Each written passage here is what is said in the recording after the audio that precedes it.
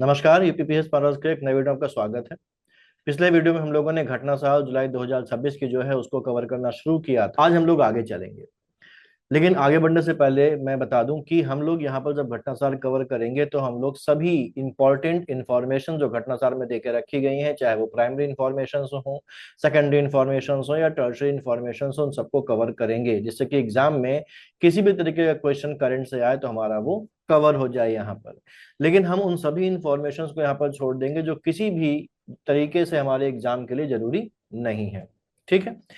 घटना साल की बात अगर करें तो यूपी के जितने भी एग्जाम्स हैं उन सभी एग्जाम्स के लिए घटना साल जो है वो एक रामबाण किताब मानी जाती है और लगभग सभी एस्पेक्ट जो है वो कवर करती है, वो चाहे नेशनल लेवल की करंट अफेयर्स हो, इंटरनेशनल लेवल के करंट अफेयर्स हो या यूपी के लेवल के करंट अफेयर्स हो। तो इसको छोड़ना जो है वो यूपी के एग्जाम्स के लिए एक सुसाइडल एक्शन जो है वो माना जा सकता है। तो इसको किसी भी हालत में इस किताब को नहीं छोड़ना चाहिए। हम लोग आगे चलते हैं और पिछले वीडियो में हम लोगों ने पेज नंबर 35 तक कर लिया था और आज हम लोग आगे बढ़ेंगे और हम लोग आज राष्ट्रीय परिदृश्य वाले सेगमेंट को फिनिश कर देंगे। आज का जो पहला पॉइंट है वो ये है कि परमाणु ईंधन आत्मनिर्भरता के नजदीक पहुंचा भारत, यानी कि न्यूक्लियर फ्यूल की तरफ जो सेल्फ डिपेंडेंसी है, सेल्फ रिलायंस है इंडिया की, वो बढ़ रही है। कैसे बढ़ी? 6 अप्रैल 2026 को तमिलनाडु के कलपक्कम में स्थित प्रोटोटाइप फास्ट ब्रीडर रिएक्टर ने निरंतर परमाणु प्रतिक्रिया का चरण यानी कि क्रिटिकलिटी हासिल कर ली है। ठीक। यहां पर ये ध्यान रखना है कि ये क्या कहा जा रहा है कि ये एक प्रोटोटाइप फास्ट ब्रीडर रिएक्टर है जिसने अपनी क्रिटिकलिटी हासिल कर ली। क्रिटिकलिटी का मतलब क्या होता है? क्रिटिकलिटी का मतलब होता है जिसमें कंटिन्यूअस न्यूक्लियर रिएक्शन जो है वो चालू हो जाते हैं, शुरू हो जाते हैं, तो उसको बोलते हैं कि इसने क्रिटिकलिटी जो है वो गेन कर ली है।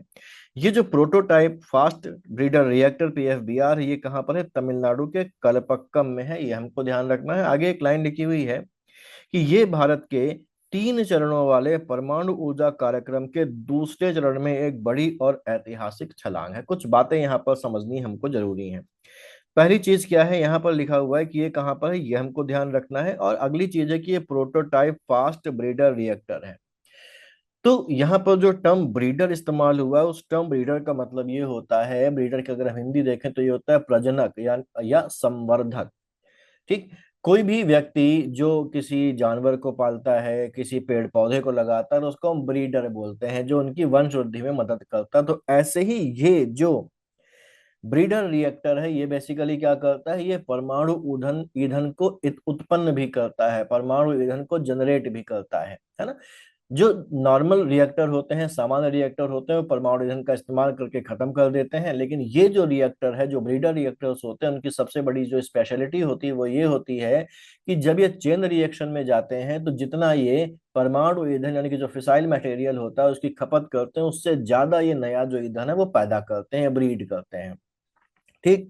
इसके साथ जो फास्ट शब्द जुड़ा हुआ है उसका मतलब क्या हुआ? उसका मतलब ये हुआ कि ये इसमें जो न्यूट्रॉन्स हैं, उन न्यूट्रॉन्स की स्पीड को कम करने के लिए किसी मॉडरेटर जैसे हैवी वाटर है या ग्रेफाइट है उसका इस्तेमाल नहीं किया जाता है ना। जो ट्रेडिशनल रिएक्टर्स होते हैं उनमें मंदक का इस्तेमाल होता है, हिंदी में इंग्लिश में बोलते हैं मॉडरेटर, जो न्यूट्रॉन की गति को धीमा करने का काम करते हैं जिससे कि हम चैन रिएक्शन को कंट्रोल कर सकें। ठीक। लेकिन ये जो पीएफबीआर होते हैं इसमें किसी भी मॉडरेटर का इस्तेमाल नहीं किया जाता और न्यूट्रॉन अपनी जो नेचुरल स्पीड है, जो फास्ट स्पीड है, उसी स्पीड से ही नाभिकीय विखंडन यानी कि न्यूक्लियर फिशन जो है वो करते हैं। ठीक। ये बात समझ में आ गई। इसलिए इसको फास्ट बोलते हैं। अब इसमें जो फ्यूल होता है, जो ईंधन होता है, वो क्या होता है? इसमें ईंधन में मेनली क्या होता है? एमओएक्स। एमओएक्स का मतलब होता है मिक्स्ड ऑक्साइड फ्यूल का इस्तेमाल किया जाता है। और ये जो मिक्स्ड ऑक्साइड है, ये जो है वो मिश्रण होता है किसका? ये मिश्रण होता है प्लूटोनियम 239 और यूरेनियम 238 का। यानी कि प्लूटोनियम 239 और यूरेनियम 238 का मिक्सचर ये होता है, ये ध्यान रखना है। अब यहाँ पर जब विखंडन होता है तो बहुत ज्यादा जो है वो गर्मी उत्पन्न होती है। और इस गर्मी को कंट्रोल करने के लिए और जो भी यहाँ पर एनर्जी जनरेट होगी उसको टरबाइन तक ले जाने के लिए इसमें पानी का इस्तेमाल नहीं किया जाता, बल्कि इसमें लिक्विड सोडियम का इस्तेमाल किया जाता है। यानी कि जो कूलेंट है, जो शीतलक है, उसके लिए इसमें लिक्विड सोडियम का इस्तेमाल किया जाता है। ध्यान रखिएगा, साइंस एंड टेक्नोलॉजी में पूछा जा सकता है। अब तो ये फास्ट ब्रीडर रिएक्टर क्या हो गया, समझ में आ गया, जो जितना फ्यूल जलाता है उससे ज्यादा फ्यूल जो है वो उत्पन्न कर देता है। कैसे करता है अभी देखेंगे। ठीक। फिर आगे लिखा हुआ है कि हमारे भारत के 3 चरणों वाले परमाणु ऊर्जा कार्यक्रम का दूसरा चरण है। तो 3 चरणों वाला जो परमाणु ऊर्जा कार्यक्रम है, इसको तैयार किसने किया था? इसको तैयार किया था डॉक्टर होमी जहांगीर भाभा ने। डॉक्टर होमी जहांगीर भाभा, उन्होंने ये 3 चरणों वाले, 3 स्टेजेस वाले न्यूक्लियर एनर्जी प्रोग्राम को शुरू किया, जिसमें पीएफबीआर जो है वो दूसरे चरण में आता है। पहला जो चरण इसमें था वो क्या था? पहले चरण में यहाँ पर हम लोग इस्तेमाल करते थे प्रेशर्ड हैवी वाटर रिएक्टर, यानी कि PHWR। जो नॉर्मल रिएक्टर होते हैं, प्रेशर्ड हैवी वाटर रिएक्टर का इस्तेमाल करते थे, जो यूरेनियम का इस्तेमाल करता था और बाय प्रोडक्ट रूप में प्लूटोनियम बनाता था। ठीक। फिर दूसरे चरण में हमारे पास आया PFBR, यानी कि प्रोटोटाइप फास्ट ब्रीडर रिएक्टर, ये आया। इसमें क्या है, अब जो पहला चरण वाला है जिसमें हम लोगों ने PHWR का इस्तेमाल किया था, ये वाला इससे निकला था प्लूटोनियम, और प्लूटोनियम का इस्तेमाल यहाँ पर ईंधन के रूप में इसमें किया जाएगा, क्योंकि हम लोगों ने क्या देखा अभी कि इसमें मिश्रण होता है प्लूटोनियम और यूरेनियम 238 का। तो ये इससे निकले हुए प्लूटोनियम का PFBR में इस्तेमाल किया जाता है। और जब ये जो सेकंड स्टेज वाली जो टेक्नोलॉजी पूरी तरीके जब एस्टेब्लिश हो जाएगी, तो इसके कोर के चारों तरफ थोरियम-232 का एक ब्लैंकेट लगाया जाएगा, जो न्यूट्रॉन को सोख कर, जो यहाँ से न्यूट्रॉन निकलेंगे उसको सोख कर वो थोरियम-232 जो होगा वो कन्वर्ट हो जाएगा ऑटोमेटिकली यूरेनियम-233 में। इसमें एक न्यूट्रॉन गया तो 232 से, एक न्यूट्रॉन से 233 हो गया, और 233 होने से क्या हो गया, यूरेनियम बदल गया। अब इसके बाद जब यूरेनियम हमारे पास यहाँ पर 233 आ जाएगा, तो हम पहुंचेंगे तीसरे चरण में। और इस तीसरे चरण में हम ये यूरेनियम-233 और थोरियम का इस्तेमाल करेंगे। जो थर्ड स्टेज इसमें यूरेनियम-233 और थोरियम का इस्तेमाल होगा, ये भारत का सबसे लास्ट और सबसे इंपॉर्टेंट टारगेट है, क्योंकि भारत में खासतौर से अगर हम केरल और तमिलनाडु के जो कोस्टल एरियाज हैं वहां पर एक रेत पाई जाती है, उसको देखें। रेत का नाम क्या है? मोनोजाइट रेत। उसमें थोरियम का भंडार है, वहां पर थोरियम पाया जाता है, और ये दुनिया के सबसे बड़े थोरियम रिजर्व जो है वो यहाँ पर पाए जाते हैं। तो ये भारत के लिए मोस्ट इंपॉर्टेंट टारगेट है, क्योंकि जब हम यहाँ पहुंच जाएंगे तो हमारे पास तो थोरियम के दुनिया में सबसे बड़े भंडारों में से एक भंडार है, तो हम बहुत आसानी से अपना जो न्यूक्लियर एनर्जी टारगेट है उसको पूरा कर सकेंगे। ठीक। अब यहाँ पर आगे लिखा है कि भारत को 2047 तक 100 गीगावाट परमाणु क्षमता के लक्ष्य को प्राप्त करने में ये मदद करेगा।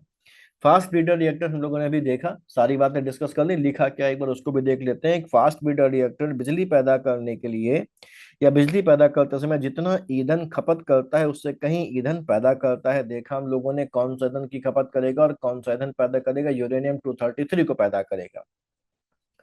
भारत का फास्ट ब्रीडर रिएक्टर जो है उसको इंदिरा गांधी परमाणु अनुसंधान केंद्र, यानी कि इंदिरा गांधी न्यूक्लियर जो है रिसर्च सेंटर जो है IGCAR द्वारा डिजाइन और विकसित किया गया है। इस रिएक्टर की क्षमता 500 मेगावाट है। तो ये इंपॉर्टेंट पॉइंट है, हमारे पास कितनी क्षमता है? 500 मेगावाट। ये इंपॉर्टेंट पॉइंट है, इसको ध्यान रखना। और ये बिजली उत्पन्न करने के लिए अलग अलग चरणों में यूरेनियम, प्लूटोनियम, थोरियम का प्रयोग करता है। ठीक है। ट्रांसम्यूटेशन के जरिए थोरियम यूरेनियम-233 में बदल जाएगा। कैसे बदलेगा हम लोगों ने अभी देखा। जो भारत के परमाणु ऊर्जा कार्यक्रम के तीसरे चरण के लिए ईंधन का काम करेगा, ये भी हम लोगों ने देखा। 3 चरणों वाले इस परमाणु ऊर्जा कार्यक्रम की परिकल्पना जो है वो 1950 के दशक में होमी जहांगीर भाभा ने की थी। पहले चरण में क्या था? प्रेशराइज्ड हैवी वाटर रिएक्टर था, यानी ठीक है, जो हम लोगों ने भी बात करी। दूसरे चरण में हमारे पास प्लूटोनियम फास्ट ब्रीडर रिएक्टर, और तीसरे में यूरेनियम का प्रयोग थोरियम के साथ प्रतिक्रिया के लिए किया जाएगा। तो ये इतनी चीजें हमको यहाँ पर ध्यान रखनी है। सबसे इंपॉर्टेंट करंट के पॉइंट ऑफ व्यू से हमको ध्यान रखना है कि ये कहाँ पर लगाया गया है और कब इसने क्रिटिकलिटी जो है वो हासिल करी। लेकिन बाकी चीजें भी हमारे साइंस और टेक के सेगमेंट के लिए इंपॉर्टेंट है। फिर है भारत का पहला स्वायत्त समुद्री जहाज निर्माण केंद्र। स्वायत्त समुद्री जहाज निर्माण केंद्र का मतलब हो गया जहां पर ऑटोनॉमस मरीन वेसल्स जो है वो बनाई जाएंगी। स्वायत्त समुद्री जो जहाज हैं या जो वेसल्स हैं उनका निर्माण किया जाएगा। ऐसे जहाज, ऐसी नौकाएं और ऐसे पनडुब्बियों का निर्माण किया जाएगा जो बिना किसी ह्यूमन क्रू के या मिनिमम ह्यूमन इंटरवेंशन के साथ समुद्र में सुरक्षित रूप से नेविगेट कर सकती हैं और काम कर सकती हैं। एक तरीके से ये अनमैन्ड होंगे, जहां पर जनरली क्या होगा, किसी मानव का हस्तक्षेप नहीं होगा, और अगर होगा भी मानव का हस्तक्षेप तो बहुत कम होगा। और ये जैसे हमारे पास अनमैन्ड ड्रोन्स होते हैं वैसे ये भी हो सकता है। ठीक। और ये दो कैटेगरी में बांटा जाता है इसको। एक होता है अनक्रूड सरफेस वेसल, जो समुद्र की सतह पर चलने वाले मानव रहित जहाज होते हैं, और दूसरे होते हैं एयूवी यानी कि ऑटोनोमस अंडर वाटर व्हीकल, यानी कि पानी के भीतर चलने वाले मानव रहित वाहन। तो ये दोनों कैटेगरीज में पानी के ऊपर चलने वाला भी इसमें शामिल है और पानी के नीचे चलने वाला भी इसमें शामिल है। पानी के नीचे चलने वाला हम जानते हैं किसको बोलते हैं, सबमरीन्स को बोलते हैं, पनडुब्बियों को बोलते हैं। ठीक है। तो ये भारत का पहला स्वात समुद्री जहाज निर्माण केंद्र जो है वो 12 मार्च 2026 को आंध्र प्रदेश के नेल्लोर जिले में स्थित जुव्वलादिने बंदरगाह पर इसकी जो नींव है वो रखी गई है। दुनिया का पहला है स्वायत्त समुद्री जहाज निर्माण और प्रणाली केंद्र, ध्यान रखिएगा इसको। ठीक। इसका डेवलपमेंट कौन कर रहा है? मुंबई की एक सागर डिफेंस इंजीनियरिंग 29.58 एकड़ भूमि पर किया जा रहा है। तो हमको भूमि कितनी उससे ज्यादा मतलब नहीं, ध्यान रखना है कंपनी कौन सी, सागर डिफेंस इंजीनियरिंग जो है वो कंपनी का नाम है।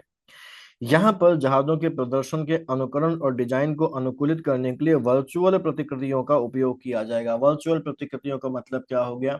ये एक इंपॉर्टेंट टेक्निक है। जब जहाज को बनाया जाएगा तो जहाज को रियलिटी में बनाने से पहले, असल में बनाने से पहले कंप्यूटर पर उसका 100% सटीक 3D मॉडल बनाया जाएगा। ठीक। कंप्यूटर पे ही इस मॉडल को, जो समुद्री तूफान है, मिसाइल हमले हैं या तकनीकी कोई खराबी आती है, ऐसी हाइपोथेटिकल जो स्थितियां हैं वो वहां पर करी जाएंगी और उसको वहां पर टेस्ट किया जाएगा। इससे रियलिटी में आने से पहले ही इसकी जो कमियां हैं वो दूर हो जाएंगी और बहुत ज्यादा पैसे की बचत हमारे पास होगी। तो ये वर्चुअल प्रतिकृतियों का उपयोग यहाँ पर किया जाएगा। शिपबोर्ड में रोबोटिक वेल्डिंग, 3D प्रिंटिंग और स्वायत्त निर्देशित वाहनों का उपयोग किया जाएगा। स्वायत्त निर्देशित वाहन का मतलब क्या गया, बात करते हैं तो यहाँ पर बेसिकली रोबोटिक वेल्डिंग और 3D प्रिंटिंग का मतलब क्या होगा? जहाज के जो कॉम्प्लेक्स पुर्जे होंगे उनको अब सांचों में ढालने के बजाय 3D प्रिंटर से सीधे प्रिंट किया जाएगा, और उनको प्रिंट होने के बाद जो रोबोट्स होंगे उनको बिल्कुल प्रोसाइजली क्या कर देंगे, वेल्ड कर देंगे उनको। ठीक। जो स्वायत्त निर्देशित वाहन यानी कि एजीवीज होंगे, ये शिपयार्ड के अंदर घूमने वाले रोबोटिक एक व्हीकल्स होते हैं जो बिना किसी ड्राइवर के भारी भरकम सामान और पुर्जों को एक जगह से दूसरी जगह पर ले जाएंगे। यानी कि ये भी एक स्टेट ऑफ आर्ट होगी जो टेक्नोलॉजी का इस्तेमाल करेगी ऐसे शिप्स और वेसल्स को बनाने के लिए जो ऑटोनॉमस होते हैं। ठीक। फिर अगला है भारत की पहली ड्राइवर रहित पॉड टैक्सी परियोजना। ये भारत की पहली है। इसके बारे में अगर हम लोग देखें तो पॉड टैक्सी बेसिकली क्या होती है? पॉड टैक्सी को तकनीकी भाषा में बोला जाता है personal rapid transit, transit, PRT बोला जाता है, पर्सनल रैपिड ट्रांजिट बोला जाता है। बेसिकली क्या है? एडवांस्ड ड्राइवरलेस और जो एनवायरनमेंट है उसके अनुकूल एक पब्लिक ट्रांसपोर्ट सिस्टम होता है। ठीक है। जो पॉड टैक्सी होगी वो एक छोटी ऑटोमेटेड इलेक्ट्रिक कार या केबिन जैसी होती है। इसमें जनरली 4 से 6 लोग बैठ सकते हैं। सड़कों पर नहीं चलेगी। इसके लिए जैसे हम लोग मेट्रोज को देखते हैं तो एक एलिवेटेड ट्रैक बनाया जाएगा या जमीन पर इसके लिए अलग से गाइडवे बनाया जाता है जिस पर केवल ये वाली जो टैक्सी, जिनको पॉड टैक्सी बोलते हैं, वो चलती हैं। डेजिग्नेटेड इनके स्टेशन होते हैं। और एक चीज यहाँ पर ये ध्यान रखने वाली है कि ये हर स्टेशन पर नहीं रुकती। अगर किसी व्यक्ति को पॉड टैक्सी लेनी है तो वो स्टेशन पर जाएगा, बटन दबाएगा और उसके लिए पॉड टैक्सी वहां पर आ जाएगी और उसको जहां पर जाना होगा उसी डेस्टिनेशन पे जाकर ही रुकेगी। अगर एक से ज्यादा लोग बैठे हैं तो उनको जिस डेस्टिनेशन पर उतरना है उसी डेस्टिनेशन पर जाकर रुकेंगे। बीच के किसी जितने भी स्टेशन आ रहे हैं उन पर ये नहीं रुकेंगी। ठीक। अभी जो पॉड टैक्सीज होंगी पूरी तरीके से या तो बैटरी से चलती होंगी या सोलर एनर्जी से चलने वाली है, जिससे जो कार्बन एमिशन है वो बचेगा, जो नॉइस पॉल्यूशन होता है वो भी क्या होगा, कम होगा। ठीक। तो ऐसे ही एक पॉड टैक्सी यानी कि driver less pod taxi project की शुरुआत 7 अप्रैल 2026 को करी गई है। कहां पर? महाराष्ट्र में। महाराष्ट्र के मुख्यमंत्री देवेंद्र फडणवीस ने इसका शिलान्यास किया है, शुरुआत करी है। ये डेवलप करी जाएगी मुंबई में कुल्ला और बीकेसी के बीच में। ठीक है। कुल्ला और बीकेसी के बीच में इसको डेवलप किया जाएगा। बॉम्बे कुल्ला कॉम्प्लेक्स बोलते हैं बीकेसी को। ठीक। पहले चरण में क्या होगा? 3.36 किलोमीटर लंबा रूट होगा जहां पर कुल्ला से बांद्रा ईस्ट के बीच चलेगी। इसमें कुल 8 स्टेशन होंगे और आगे 2031 तक इसको बढ़ाकर 8.85 किलोमीटर 22 स्टेशन तक एक्सपैंड करने की योजना जो है बनाई जाएगी। इसमें एक सर्कुलर लूप भी जोड़ा जाएगा। बाकी हमसे मतलब नहीं कि 200 मीटर पर एसी स्टेशन बना देंगे, उससे हमको मतलब अधिकतम जो स्पीड होगी वो 40 किलोमीटर प्रति घंटे होगी। और हर 15 सेकंड में एक पॉड टैक्सी जो है वो चलेगी। ठीक।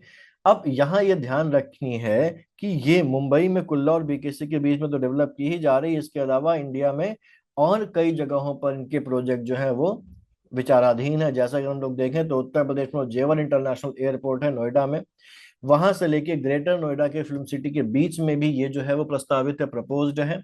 और इसका ऑब्जेक्टिव क्या है? इसका ऑब्जेक्टिव है कि एयरपोर्ट आने वाले जो भी यात्री होंगे उनको सीधे और बिना किसी जाम के फिल्म सिटी और दूसरे जो कॉमर्शियल सेंटर्स है वहां तक पहुंचाया जा सके। तो यूपी में भी ग्रेटर नोएडा यानी कि जो नोएडा जो जेवर इंटरनेशनल है वहां से ग्रेटर नोएडा के बीच में ये प्रपोज है। इसके अलावा उत्तराखंड हरिद्वार में भी इसको चालू करने के, इसको शुरू करने के जो प्लान है वो बनाए जा रहे हैं।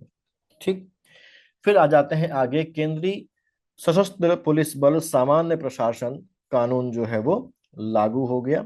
Central armed police forces general administration जो लॉ है वो यहाँ पर लागू कर दिया गया है। राष्ट्रपति की मंजूरी मिल गई है और ये लागू किया गया है। 9 अप्रैल 2026 को इसे राष्ट्रपत्र में प्रकाशित कर दिया गया है। ठीक। ऑब्जेक्टिव क्या है? प्रशासनिक स्पष्टता और बेहतर कमांड ढांचे के माध्यम से आंतरिक सुरक्षा को मजबूत करना।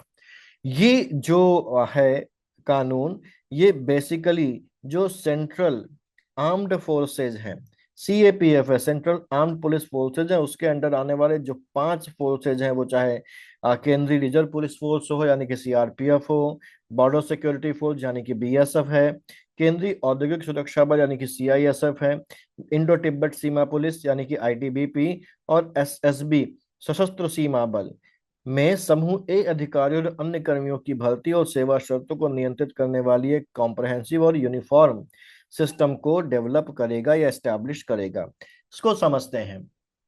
ठीक। बेसिकली अगर हम लोग इसकी बात करें तो जो केंद्रीय सशस्त्र पुलिस बल सामान्य प्रशासन अधिनियम 2026 है, ये भारत की जो इंटरनल सिक्योरिटी है और ये जो अर्धसैनिक बल है इनके एडमिनिस्ट्रेशन से जुड़ा हुआ एक कानून है। 2026 में संसद ने पारित किया और फिर हमने देखा कि अभी राष्ट्रपति की मंजूरी मिलने के बाद 9 अप्रैल 2026 को ये प्रकाशित भी हो गया है। ठीक। इसके बैकग्राउंड में अगर हम लोग जाएं तो मई 2025 में मई 2025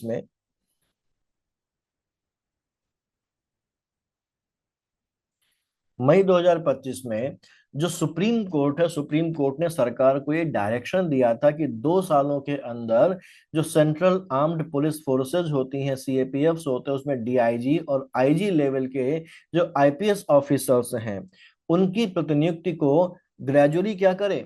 कम करें। ठीक। जनरली क्या होता है कि ये जो फोर्सेज है उनमें आईपीएस ऑफिसर्स को डीआईजी और आईजी के लेवल पर डेप्यूट कर दिया जाता है। तो ये जो फोर्सेज हैं, इन फोर्सेस के जो खुद के अधिकारी हैं उनको ये मौका कम मिलता है कि वो अपनी ही जो फोर्स है उसमें हायर पोजीशंस पर जा सके। तो ये लंबे समय से इनके बीच में असंतोष चल रहा था और उसी के क्रम में ये कहा कि भाई ये जो आईपीएस ऑफिसर्स को आप यहाँ पर इनकी टॉप पोस्ट पर पहुंचा देते हैं, डीआईजी बना देते हैं, आईजी बना देते हैं, इसको कम करिए और फोर्स के अंदर के अधिकारियों से ही इसको भरने की कोशिश करिए। ठीक है। क्योंकि जो कोर्ट था उसका ये मानना था कि जो अपर पोस्ट होती हैं, जो शीर्ष पद होती हैं, उनमें आईपीएस अधिकारियों का ये जो वर्चस्व है, इसकी वजह से जो सीएपीएफ का जो मूल कैडर है उसके अधिकारियों के कैडर में ठहराव आ गया है, जिससे उनकी जो मेंटेलिटी है, उनका जो मनोबल है, उस पर एक निगेटिव इम्पैक्ट पड़ता है ना। क्योंकि वो तो कह रहे हैं अरे हमारे ऊपर तो जो दूसरी आईपीएस ऑफिसर्स है वो आके राज कर रहे हैं, हम तो वहां पहुंच ही नहीं पाएंगे। ठीक है। तो अब इसके लिए क्या किया गया? इसके लिए ये एक्ट लाया गया। ये बेसिकली एक अम्ब्रेला लॉ है जो अभी अलग अलग जो एसएसबी हो गया, सीआईएसएफ हो गया, इनके जो अलग अलग जो नियम है उनकी जगह पर यही एक नियम इन सभी पांचों के ऊपर लागू होगा और एक सेंट्रलाइज सिस्टम को एस्टैब्लिश करेगा। ठीक। कौन कौन से ये हम लोगों ने देखा अभी। अब यहाँ पर जो प्रोविजंस है उनको भी एक बार देख लेते हैं। ये कानून जो बेसिकली है ये कहता है कि जो ये फोर्सेस होंगी इनमें आईजी के 50% जो पोस्ट होंगे वो आईपीएस ऑफिसर के लिए रिजर्व रहेंगे। एडीजी रैंक के 67% जो पद होंगे वो आईपीएस ऑफिसर्स के द्वारा भरे जाएंगे। जो स्पेशल डीजी के पद होंगे और जो डीजी लेवल के पद होंगे वो 100% केवल आईपीएस ऑफिसर्स के लिए ही रिजर्व्ड रहेंगे। तो ये नया नियम इसके तहत आ गया है कि आईजी रैंक के पदों पर 50% आईपीएस ऑफिसर्स के लिए होगा। एडीजी रैंक के 67% जो पद होंगे वो आईपीएस अधिकारियों से भरे जाएंगे। स्पेशल डीजी और डीजी लेवल के यानी कि महानिदेशक लेवल के जो पूरे पद हैं वो आईपीएस ऑफिसर्स के लिए ही आरक्षित होंगे, वही यहाँ पर आके डीजी या स्पेशल डीजी बनेंगे। ठीक। इसमें एक ओवरराइडिंग क्लॉज भी है जिसमें कहा गया कि अगर इस अधिनियम और किसी दूसरे पिछले या किसी एडमिनिस्ट्रेटिव ऑर्डर या न्यायालय का कोई निर्णय आ जाता है, जैसे 2025 का सुप्रीम कोर्ट का आदेश आया था, इसके बीच में कोई विरोधाभास होगा तो ये नया जो अधिनियम है इसके प्रावधान ही मान्य होंगे। तो अगर जैसे सुप्रीम कोर्ट ने अभी 2025 में हम लोगों ने बताया कि कहा कि भाई ये कम करो, तो इन्होंने तो बढ़ा दिया, है ना, 100% डीजी के कर दिए, वैलिडिटी प्रोवाइड कर दी कि नहीं हम जो कर रहे हैं वही ठीक है। और इसमें क्लॉज ये भी डाल दिया कि आगे अगर सुप्रीम कोर्ट इसका विरोध में कोई दूसरा लेके आ जाता है, ठीक, तो वो नहीं माना जाएगा, बल्कि ये जो अधिनियम है यही अधिनियम माना जाएगा। ये इसका ओवरराइडिंग क्लॉज है। ठीक है। अच्छा, अब ये अधिनियम लागू हो गया, तो अब सुप्रीम कोर्ट का जो कहना था 2025 में वो खत्म हो गया ना। सुप्रीम कोर्ट की बात तो खत्म हो गई क्योंकि ये नया कानून ले आए। तो सीएपीएफ के जो मूल कैडर के अधिकारी हैं और जो रिटायर्ड ऑफिसर्स हैं, रिटायर्ड कर्मचारी हैं, उन्होंने इसका विरोध करना शुरू कर दिया। उनका यह कहना है कि ये 2025 का जो सुप्रीम कोर्ट का जो फैसला था इसमें मूल कैडर के अधिकारियों से ही इन पदों को भरने की बात कही गई थी, उसको ये निष्प्रभावी कर रहा है, उसको ये खत्म कर दे रहा है ना। सुप्रीम कोर्ट ने तो वो जो नियम दिया था वो सीएपीएफ के कैडर के अधिकारियों के लिए था, उनके बेनिफिट के लिए था, लेकिन अब वो काम खत्म हो गया। ठीक। और यहां पर अगर हम लोग देखें तो यहां पर जो मेन कैडर है उसके अधिकारियों को 15 साल, 18 साल, 20 साल तक इंतजार करना होता है, प्रमोशन उनका नहीं होता। क्यों? क्योंकि जो ऊपर वाली पोस्ट है उनमें कौन बैठ गए आके? आईपीएस ऑफिसर बैठ गए आके, है ना। मोर्चे पर जमीनी लड़ाई सीएपीएफ के कैडर के लोग लड़ेंगे, जबकि उनको कमांड कौन करता है? आईपीएस ऑफिसर कमांड करते हैं, क्योंकि टॉप पोस्ट पर कौन बैठे हैं? वो आईपीएस ऑफिसर्स बैठे हुए हैं। अब इसमें सरकार क्या कह रही है? सरकार ये कह रही है कि सीएपीएफ को जो है वो अपनी ड्यूटी के दौरान, वो सीएपीएफ इंडिविजुअली तो कहीं पर काम करता नहीं, उसको स्टेट की पुलिस और जो सिविल एडमिनिस्ट्रेशन उसके साथ मिलकर काम करना पड़ता है।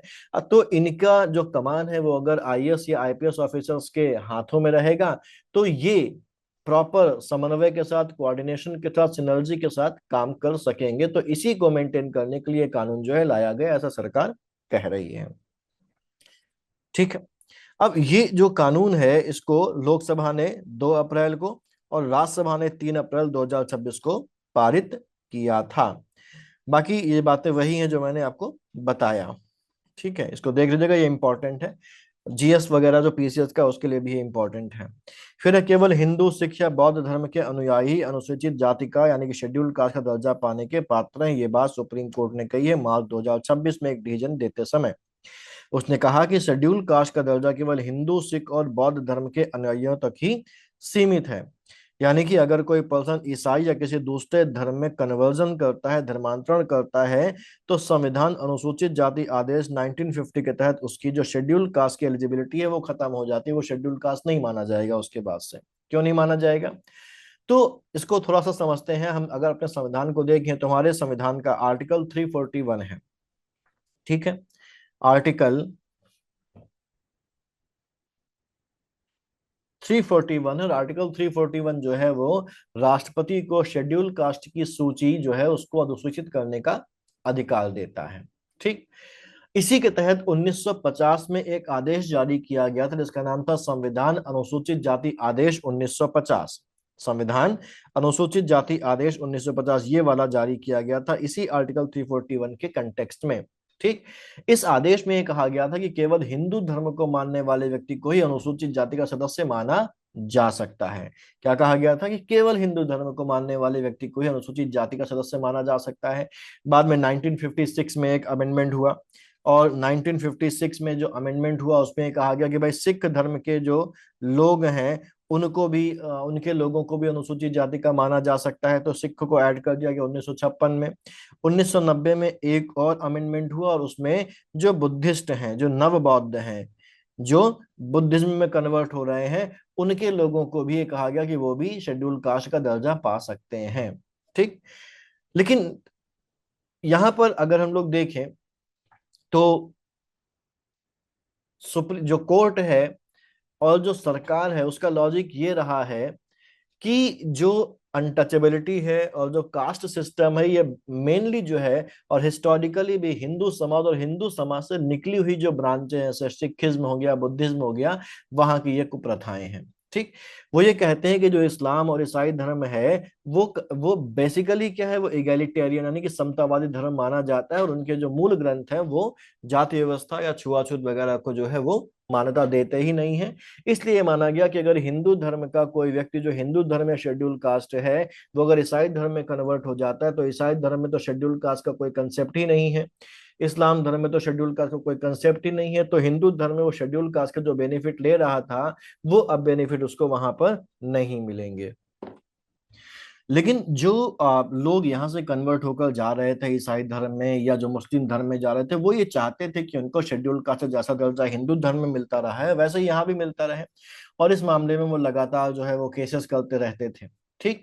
तो यहाँ पर अब अच्छा, वो कहते क्या थे, वो कहते ये थे कि भाई हम भले ही कन्वर्ट हो गए लेकिन कन्वर्ट होने के बाद भी समाज में उनके साथ जो भेदभाव होता रहा है, जो सामाजिक पिछड़ापन, उसमें कोई बदलाव नहीं आया, इसलिए उन्हें केवल धर्म के आधार पर शेड्यूल कास्ट के दर्जे से वंचित करना जो है वो संविधान का जो आर्टिकल 14 है जो समानता की बात करता है, आर्टिकल 15 जो धर्म के आधार पर भेदभाव को मना करने की बात करता है, और आर्टिकल 25 जो रिलीजन जो धार्मिक स्वतंत्रता की बात करता है उसका उल्लंघन है। ठीक। तो अगर हमने धर्म बदल लिया है तो भी हमको शेड्यूल कास्ट का दर्जा बना रहना चाहिए। ठीक है। तो इस पर ये सुप्रीम कोर्ट ने अब डिसीजन दिया है कि भैया ऐसा नहीं होगा, केवल हिंदू धर्म या उसकी ब्रांचेस में अगर आप आ जाते हैं, सिख या बौद्ध धर्म में है, तभी आप अनुसूचित जाति के दर्जे और उसकी बेनिफिट की मांग कर सकते हैं। अगर आप इसके अलावा किसी और धर्म में चले जाते हैं तो इसका बेनिफिट आपको नहीं मिलेगा। ठीक।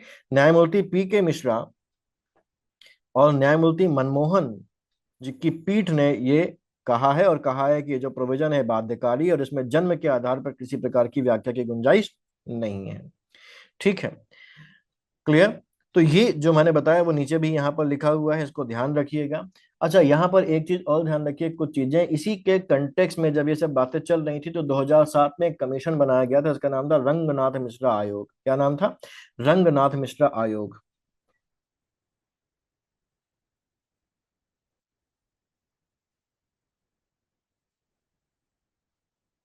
2007 का एक कमीशन है, इसने सिफारिश की थी कि धर्म के आधार पर शेड्यूल कास्ट दर्जे की पाबंदी को हटा दिया जाना चाहिए, और जो ईसाई धर्म में कन्वर्ट हो चुके दलित हैं या मुसलमान धर्म में कन्वर्ट हो चुके दलित हैं उनको भी शेड्यूल कास्ट का दर्जा मिलना चाहिए, ऐसा रंगनाथ मिश्रा आयोग ने कहा था। हालांकि सरकारों ने इसको लागू नहीं किया।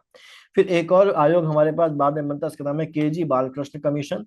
के जी बालकृष्ण कमीशन ने जो है ये अभी बनाया गया है, और जो के जी बालकृष्णन है वो भारत के पूर्व मुख्य न्यायाधीश हैं, उनकी अध्यक्षता में एक नए आयोग का यहाँ पर गठन किया है सरकार ने, इसका और गहराई से अध्ययन करने के लिए। लेकिन फिलहाल अभी जो है वो हमको ये ध्यान रखना है कि सुप्रीम कोर्ट ने क्या कहा है।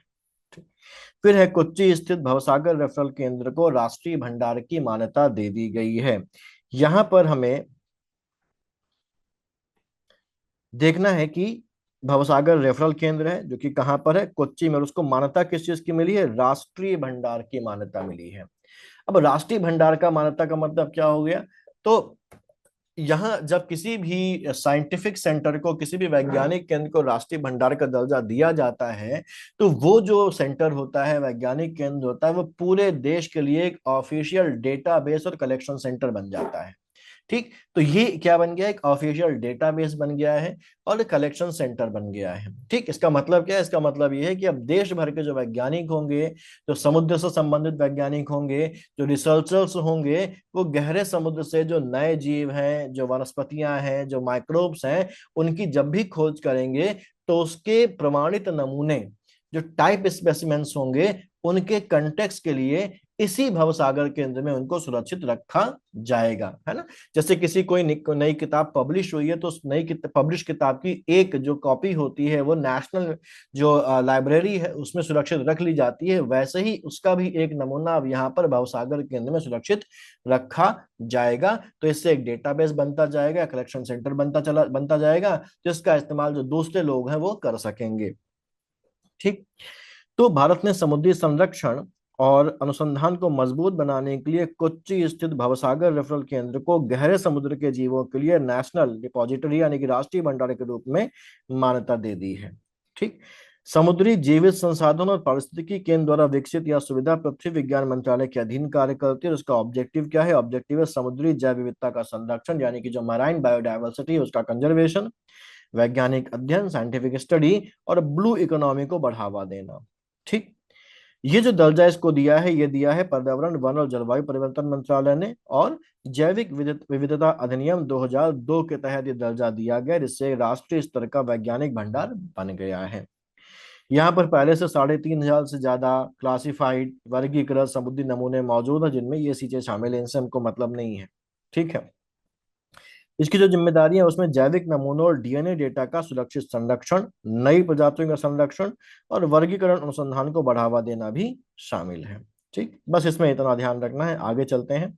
केंद्रीय कैबिनेट द्वारा उड़ान 2.0 को मंजूरी दी गई है। उड़ान को हम जनरली जानते हैं उड़े देश का आम नागरिक के नाम से। उड़ान का फुल फॉर्म क्या है? उड़े देश का आम नागरिक। और ये 2.0 का मतलब है कि इसका दूसरा चरण ये शुरू हुआ है। ठीक, 2.0 शुरू हुआ है। बैकग्राउंड में अगर चले हम लोग, तो उड़ान का जो पहला वर्जन था, उड़े देश का आम नागरिक जो योजना थी, वो भारत सरकार ने शुरू की थी 2016 में। उड़ान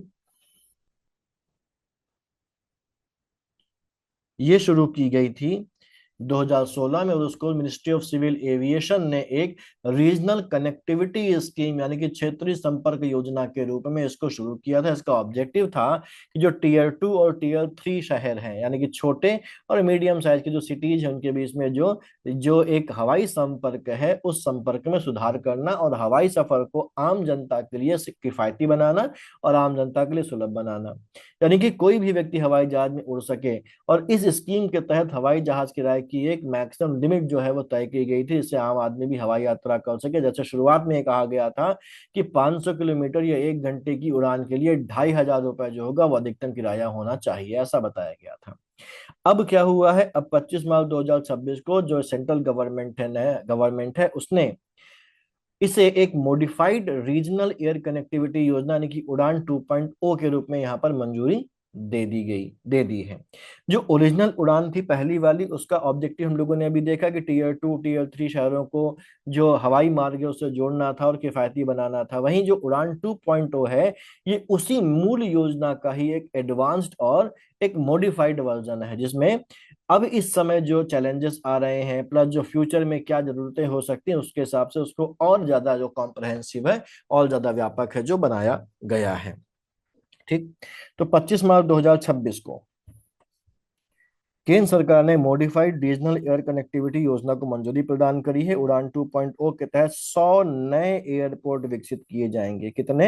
100 नए एयरपोर्ट विकसित किए जाएंगे और इस पर 28,840 करोड़ रुपए खर्च होंगे। ये पॉइंट इंपॉर्टेंट है। ठीक।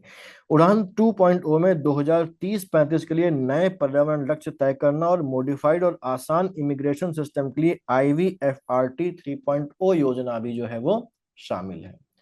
अच्छा, यहाँ पर जो 100 नए एयरपोर्ट जो विकसित किए जाएंगे, जिन पर 28,840 करोड़ रुपए खर्च होंगे, इनके बनने से क्या होगा? इनके बनने से देश के जो रिमोट एरियाज हैं, जो अनटच्ड एरियाज हैं, वो सीधे सीधे मुख्य धारा की अर्थव्यवस्था से जुड़ जाएंगे, जिससे जो रीजनल जो इनइक्वालिटी है वो कम होगी, जो टूरिज्म है, जो लॉजिस्टिक यानी कि जो माल ढुलाई है, उसको भारी बढ़ावा मिलेगा और बड़े पैमाने पर डायरेक्ट और इनडायरेक्ट एम्प्लॉयमेंट का जनरेशन भी होगा इससे। ठीक। IVFRT की अगर हम लोग बात करें, तो IVFRT का जो फुल फॉर्म होता है वो होता है, अगर हम लोग देखें तो इमिग्रेशन, आई से इमिग्रेशन होता है, visa and foreigners registration and tracking. ठीक है, immigration, visa and foreign registration and tracking इसका पूरा नाम है।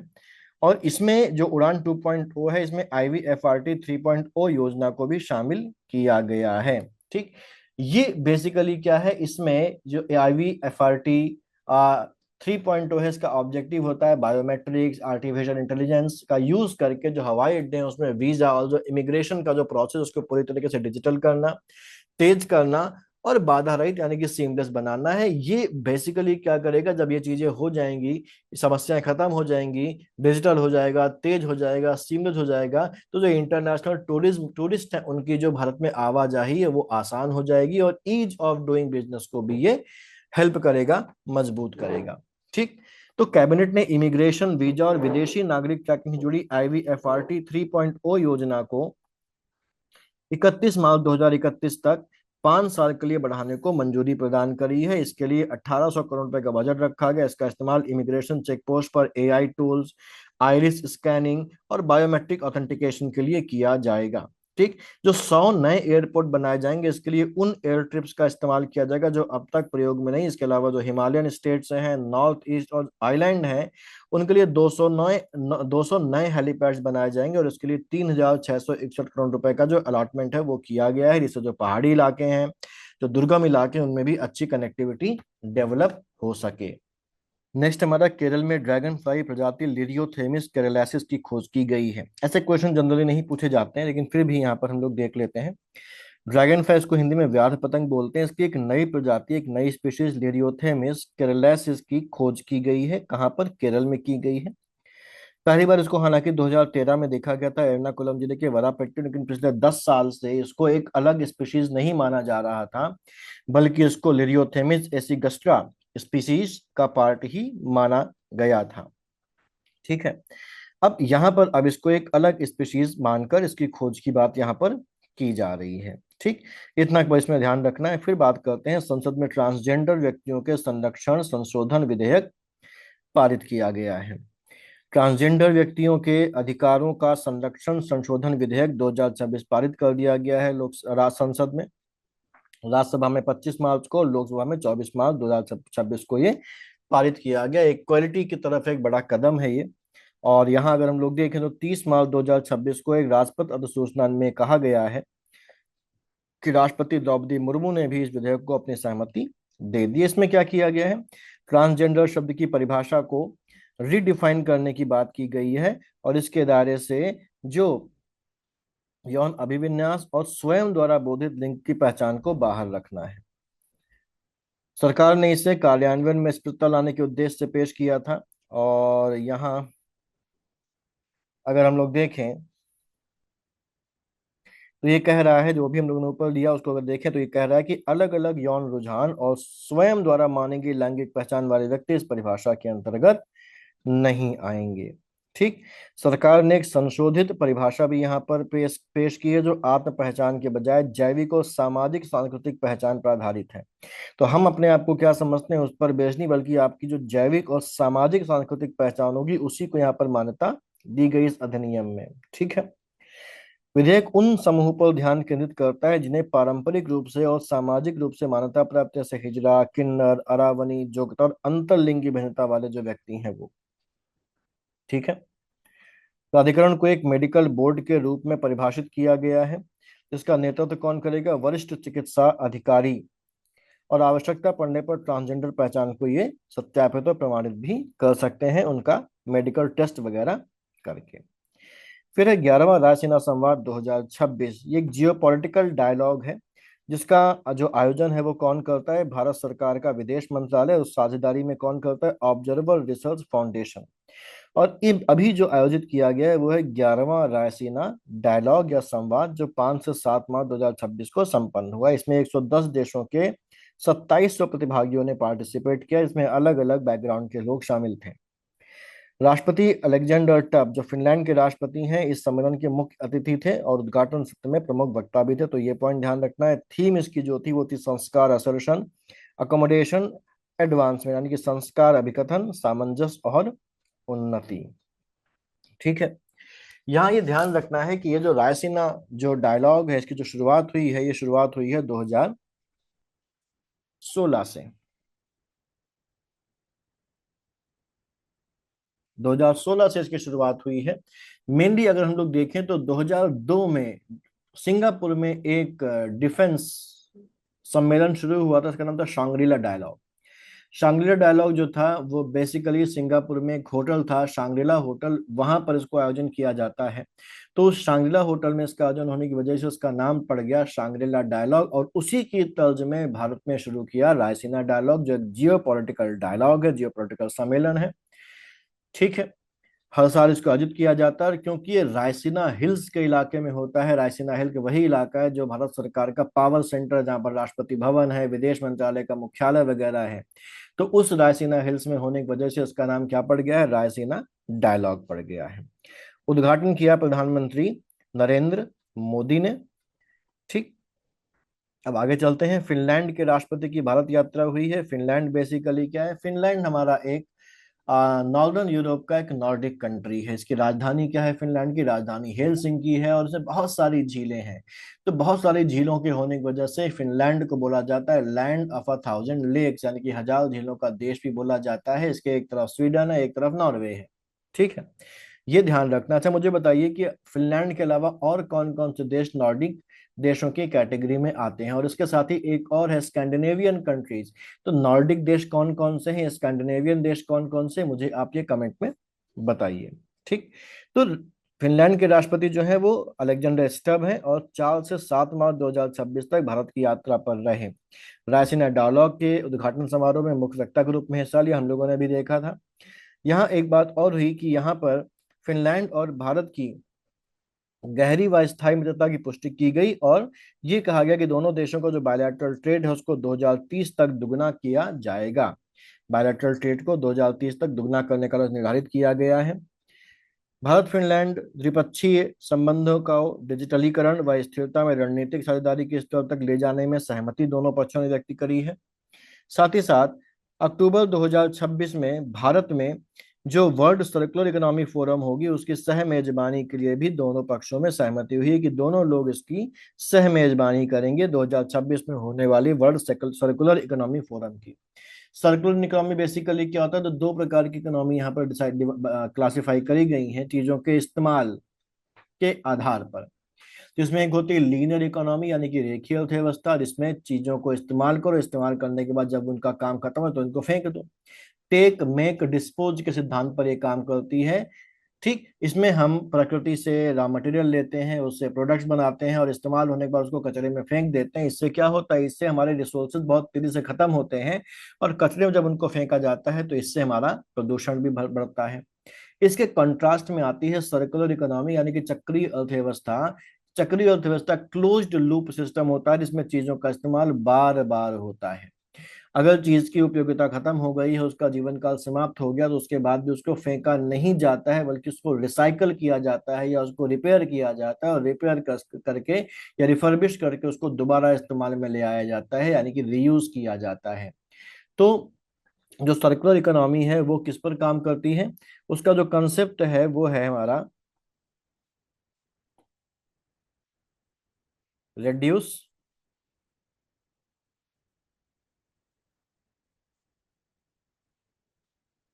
रीयूज,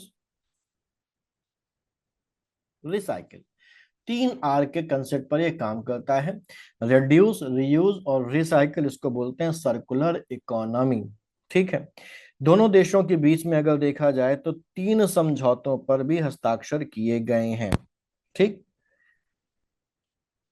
आगे चलते हैं। अच्छा, पर्यावरण के क्षेत्र में सहयोग के नवंबर 2020 में हस्ताक्षरित समझौते का रिन्यूअल भी इस अवसर पर किया गया।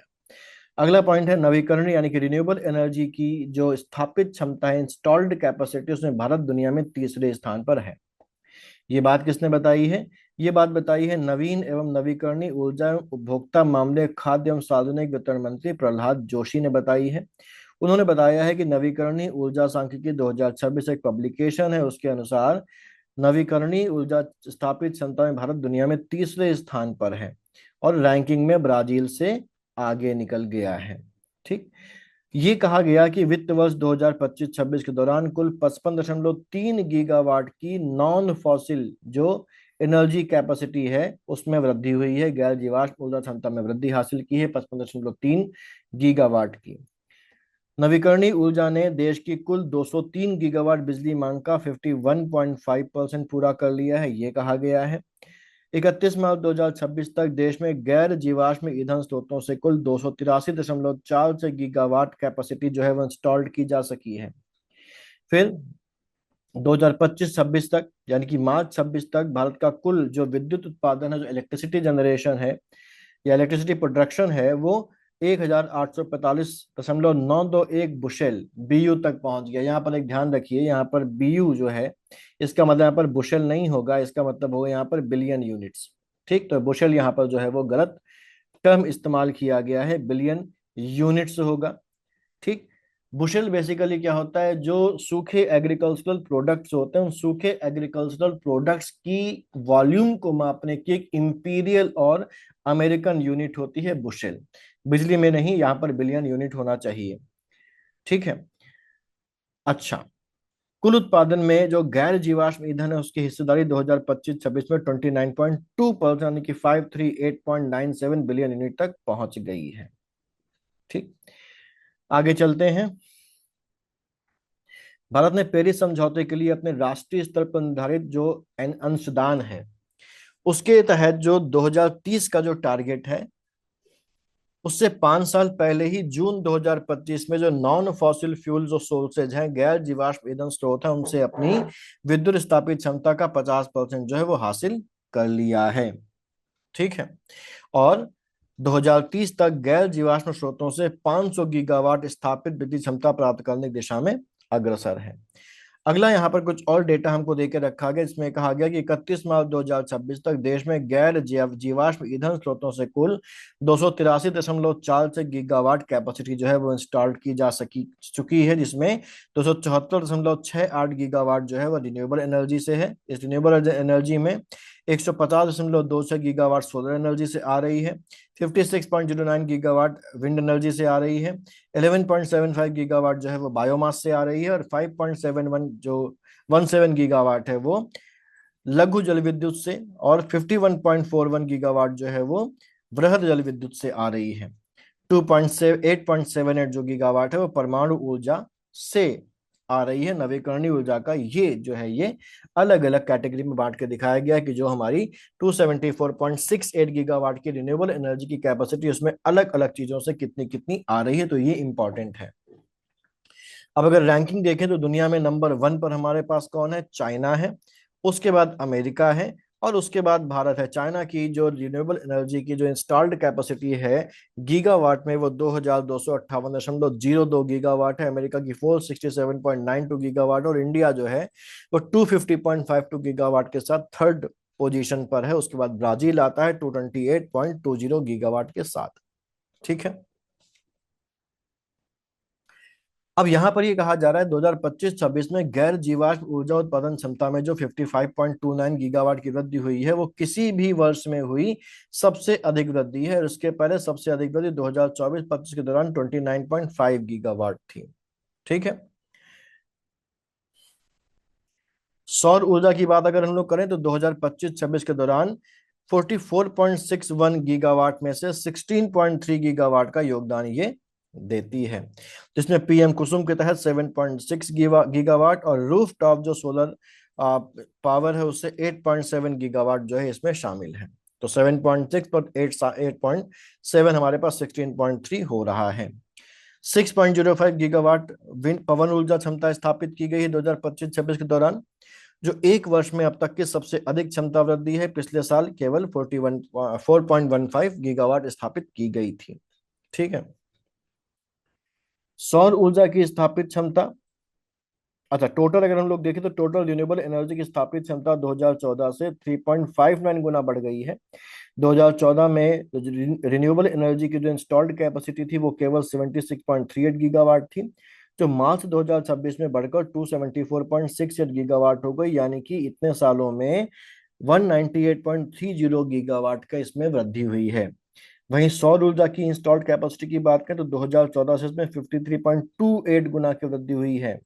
मार्च 2014 में सोलर एनर्जी की इंस्टॉल्ड कैपेसिटी 2.82 गीगावाट थी, जो मार्च 2026 में 150.26 गीगावाट हो गई है, इसमें 147.44 गीगावाट की वृद्धि हुई है। वहीं पवन ऊर्जा में इसकी इंस्टॉल्ड कैपेसिटी 2014 से 2.66 गुना बढ़ी है। मार्च 2014 में 21.04 गीगावाट थी और मार्च 2026 में बढ़कर 56.09 गीगावाट हो गई, यानी कि मार्च 2014 से 2026 तक 35.05 गीगावाट की इसमें वृद्धि हुई है। बहुत इंपॉर्टेंट डेटा है, इसका ध्यान रखिएगा। फिर अगली चीज है, जर्मनी के चांसलर फ्रेडरिक मर्ज भारत की यात्रा पर आए। पिछले वीडियो हम लोगों ने देखा था कि ऑस्ट्रिया में भी चांसलर होते हैं, जर्मनी में भी चांसलर होते हैं, जो प्राइम मिनिस्टर के समकक्ष होते हैं। वही पावर्स और वही इनके पास राइट्स होते हैं जो प्राइम मिनिस्टर के पास होते हैं। ठीक है, तो जर्मनी के चांसलर जो है फ्रेडरिक मर्ज, वो 12 से 13 जनवरी 2026 को भारत की आधिकारिक यात्रा पर रहे। अहमदाबाद, गांधीनगर और बेंगलुरु तक इनकी यात्रा सीमित रही। ठीक, 2025 में दोनों देश अपनी स्ट्रेटेजिक पार्टनरशिप की 25वीं वर्षगांठ मना रहे हैं और 2026 में दोनों की जो डिप्लोमेटिक रिलेशन है उनकी 75वीं वर्षगांठ होगी। यहाँ अगर हम लोग देखें तो जो इंपॉर्टेंट चीजें हैं वो ये हैं कि यहाँ पर जो वार्ता हुई उसमें दुर्लभ कण यानी कि जो रेयर मिनरल्स हैं उनके क्षेत्र में सहयोग बढ़ाने और सेमीकंडक्टर्स के क्षेत्र में मिलकर काम करने और साथ ही बायलैटरल ट्रेड को नई ऊंचाइयों तक ले जाने के लिए सहमति की गई है। भारत और जर्मनी के बीच में जो सालाना जो बायलैटरल ट्रेड है 50 अरब डॉलर से अधिक होकर पहले ही अपने सर्वोच्च स्तर पर है। इसको और बढ़ाने की बात यहाँ पर की जा रही है। शिक्षा के क्षेत्र में सहयोग बढ़ाने के लिए जर्मन यूनिवर्सिटीज को भारत में अपने प्रोमाइसेस खोलने के लिए भारतीय प्रधानमंत्री ने इनवाइट किया है।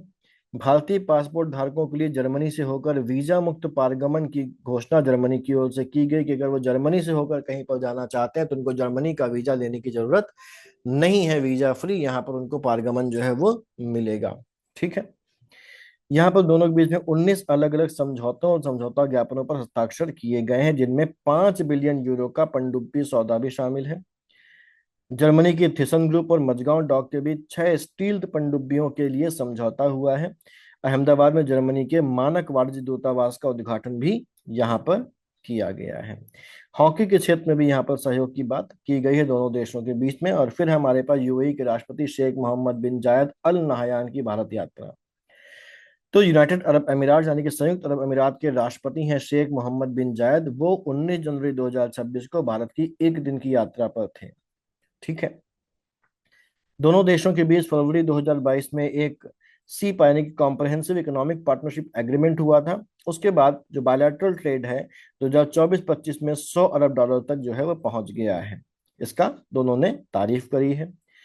2032 तक जो बायलैटरल ट्रेड है उसको 200 अरब डॉलर तक पहुंचाने का टारगेट दोनों देशों ने निर्धारित किया है। और ये भी कहा है, ये भी संतोष व्यक्त किया है कि 2024 में दोनों देशों में हस्ताक्षरित जो बायलैटरल इन्वेस्टमेंट ट्रीटी है, द्विपक्षीय निवेश संधि है, उसकी वजह से दोनों देशों के कई क्षेत्रों में जो इन्वेस्टमेंट फ्लो है वो मजबूत हुआ है।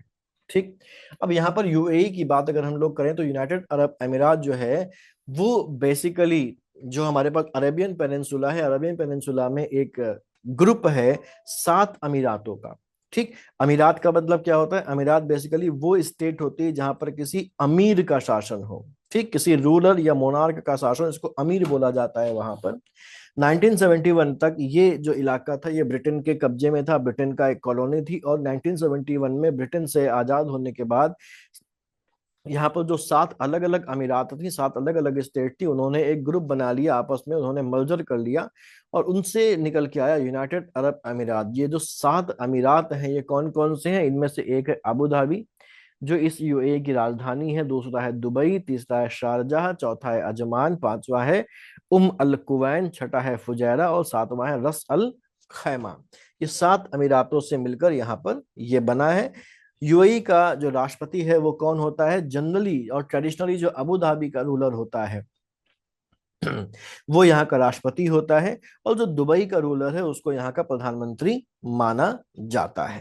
ठीक, तो ये जो दोनों देश हैं यूएई और इंडिया, इन दोनों देशों के बीच व्यापार को, निवेश को बढ़ावा देने के लिए यूएई का first Abu Dhabi bank Gujarat में गिफ्ट सिटी में अपनी एक ब्रांच एस्टैब्लिश करेगा। साथ ही गुजरात के धोलेरा में स्पेशल इन्वेस्टमेंट रीजन के डेवलपमेंट के लिए यूएई की संभावित भागीदारी का भी दोनों पक्षों ने स्वागत किया। और इसमें एक इंटरनेशनल एयरपोर्ट, एक पायलट ट्रेनिंग स्कूल, एक ग्रीन फील्ड पोर्ट, एक स्मार्ट अर्बन टाउनशिप और एक रेलवे कनेक्टिविटी सहित स्ट्रेटेजिक इंफ्रास्ट्रक्चर का डेवलपमेंट जो होगा वो शामिल होगा। ठीक है, ऊर्जा के क्षेत्र में इस प्रगाढ़ करते हुए एलएनजी यानी कि लिक्विड नेचुरल गैस की खरीद का एक लॉन्ग टर्म एग्रीमेंट भी दोनों देशों के बीच में हुआ है, जिसके तहत यूएई 2028 से सालाना 5 लाख टन एलएनजी की आपूर्ति हिंदुस्तान पेट्रोलियम कॉरपोरेशन को 10 सालों तक करेगा। अबू धाबी में एक हाउस ऑफ इंडिया को एस्टैब्लिश करने का निर्णय भी दोनों पक्षों की वार्ता में किया गया है। तो जितना यहाँ पर अंडरलाइन है बस उतना ही हाईलाइटेड, उतना ही, और कुछ नहीं। फिर आते हैं सीएसआईआर, राष्ट्रीय समुद्र विज्ञान संस्थान के क्षेत्रीय केंद्र का विशाखापट्टनम में उद्घाटन किया गया है। 30 जनवरी 2026 को उद्घाटन किया गया है। किसने किया है? यह उद्घाटन किया है डॉक्टर जितेंद्र सिंह। ठीक। और है क्या चीज? वैज्ञानिक और औद्योगिक अनुसंधान परिषद राष्ट्रीय समुद्र विज्ञान संस्थान यानी कि CSIR NIO के रीजनल सेंटर की तट आधारित प्रयोगशाला का उद्घाटन यहाँ पर किया गया है। कहाँ पर? ये डांडा गांव, ऋषिकोंडा, विशाखापट्टनम में किया गया है। बस इतना यहाँ पर ध्यान रखना है। अगला है यूनेस्को विश्व धरोहर की संभावित सूची में लिविंग रूट ब्रिज सहित 3 बौद्ध स्थलों को शामिल किया है। यूनेस्को बेसिकली क्या है? यूनेस्को का जो पूरा नाम है वो United Nations Educational Scientific and Cultural Organisation है। यानी कि हिंदी में अगर हम लोग देखें तो संयुक्त राष्ट्र शैक्षिक, वैज्ञानिक और सांस्कृतिक संगठन है, जो कि यूनाइटेड नेशंस की एक स्पेशल एजेंसी है।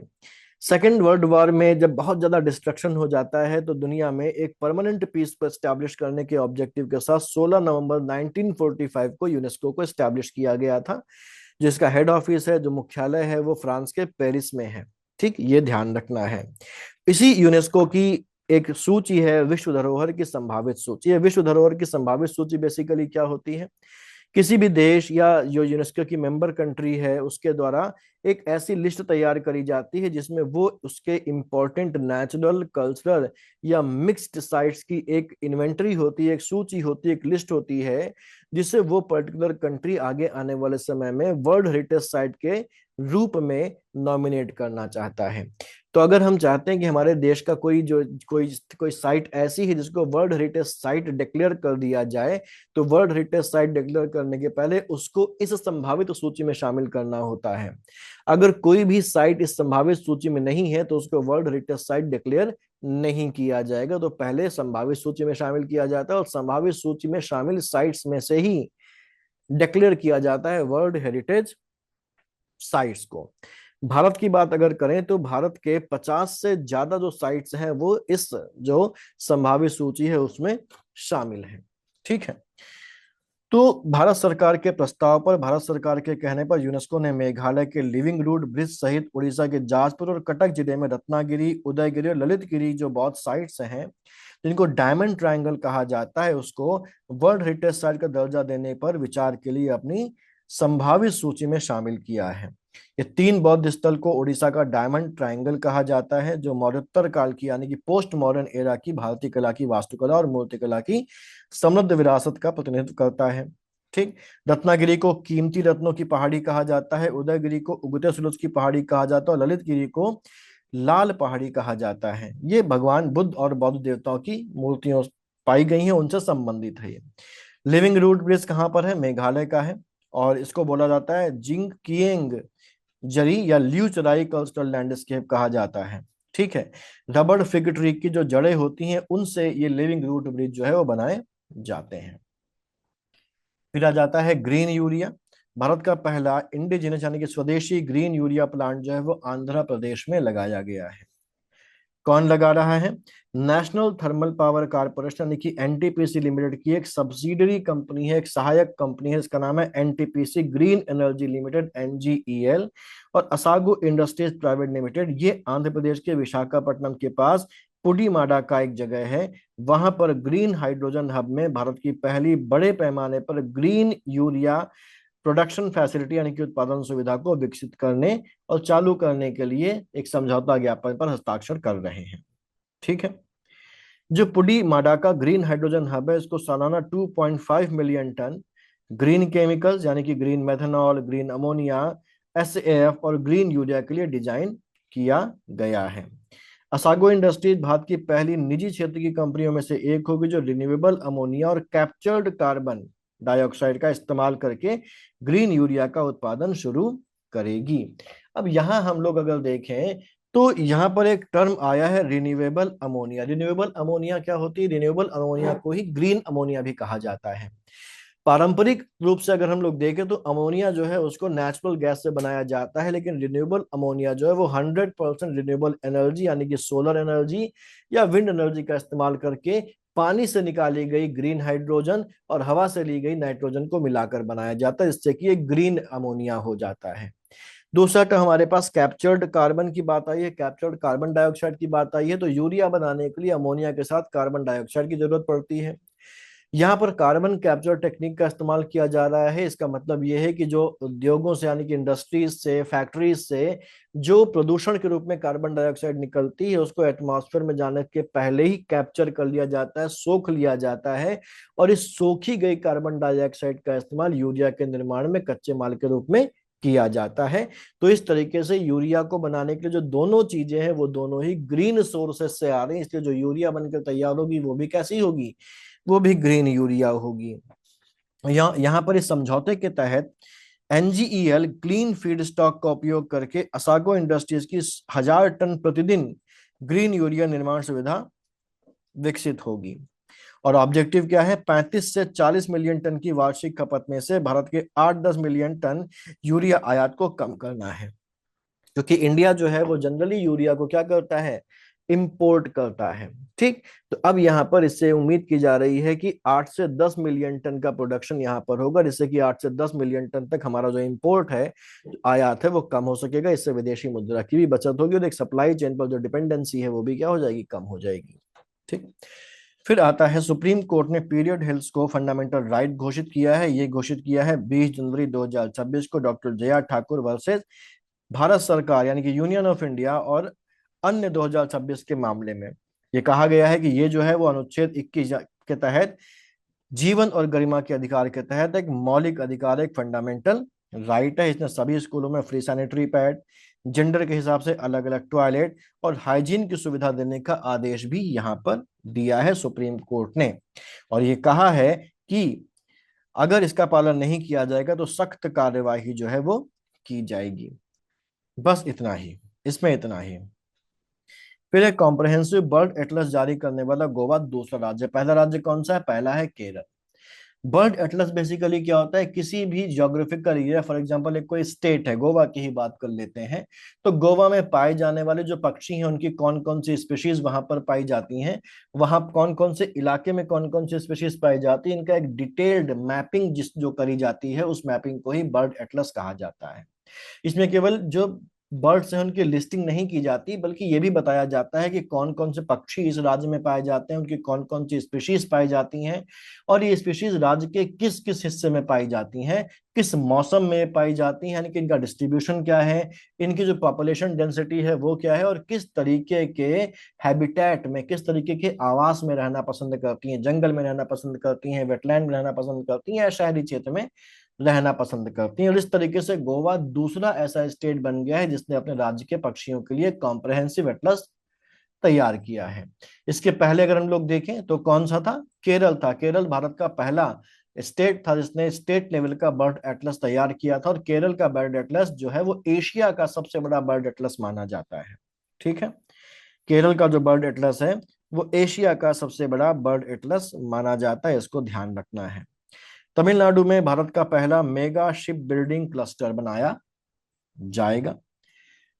शिप बिल्डिंग क्लस्टर बेसिकली क्या होता है? शिप बिल्डिंग क्लस्टर एक स्पेशल इंडस्ट्रियल जो है वो रीजन होता है जहां पर जहाजों के निर्माण से संबंधित यानी कि शिप बिल्डिंग, उनकी मरम्मत यानी कि शिप रिपेयर और उससे जुड़े हुए जो हैवी इंजीनियरिंग प्रोडक्ट्स होते हैं, इक्विपमेंट्स होते हैं, उनके प्रोडक्शन से जुड़ी सभी कंपनियां और जो एंसिलरी इंडस्ट्रीज होती हैं, एंसिलरी इंडस्ट्री मतलब जो उनसे जब उनके लिए उनसे संबंधित सामान बनाती हैं, चीजें बनाती हैं, वो सभी एक ही जगह पर हो जाएंगे। ठीक, यानी कि ये शिप बिल्डिंग क्लस्टर एक ऐसा रीजन होगा इंडस्ट्रियल जहां पर जहाज बनाने वाली कंपनियां भी होंगी, जहाज को मरम्मत करने वाली कंपनियां भी वहीं पर होंगी, जहाज के बनाने और जहाज के मरम्मत करने में जिन चीजों की जरूरत पड़ती है उन चीजों को सप्लाई करने या उनको बनाने वाली कंपनियां भी उसी क्लस्टर में होंगी। इसीलिए उसको क्या बोल रहे हैं? शिप बिल्डिंग क्लस्टर बोल रहे हैं। और ये भारत का पहला ऐसा मेगा क्लस्टर होगा जो ग्लोबल लेवल पर कम्पिटिटिव बनने के लिए जो डोमेस्टिक शिप बिल्डिंग कैपेसिटीज है उनको बढ़ाएगा।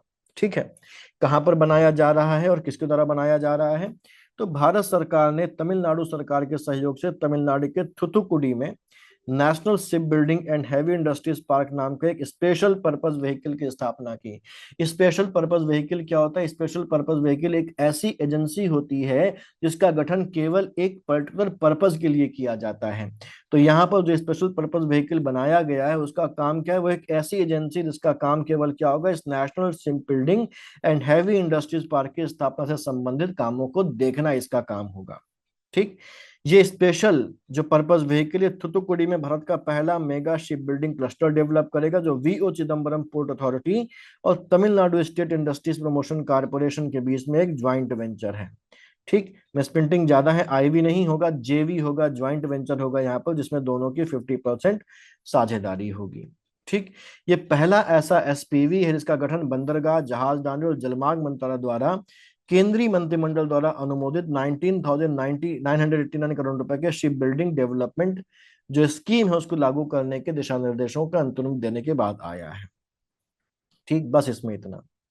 फिर है फ्रांसीसी राष्ट्रपति की भारत यात्रा।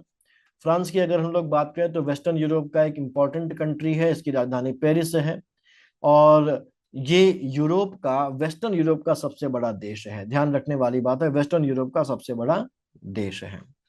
यहाँ के राष्ट्रपति हैं इमैनुअल मैक्रो, जो 17 से 19 फरवरी तक भारत की यात्रा पर रहे।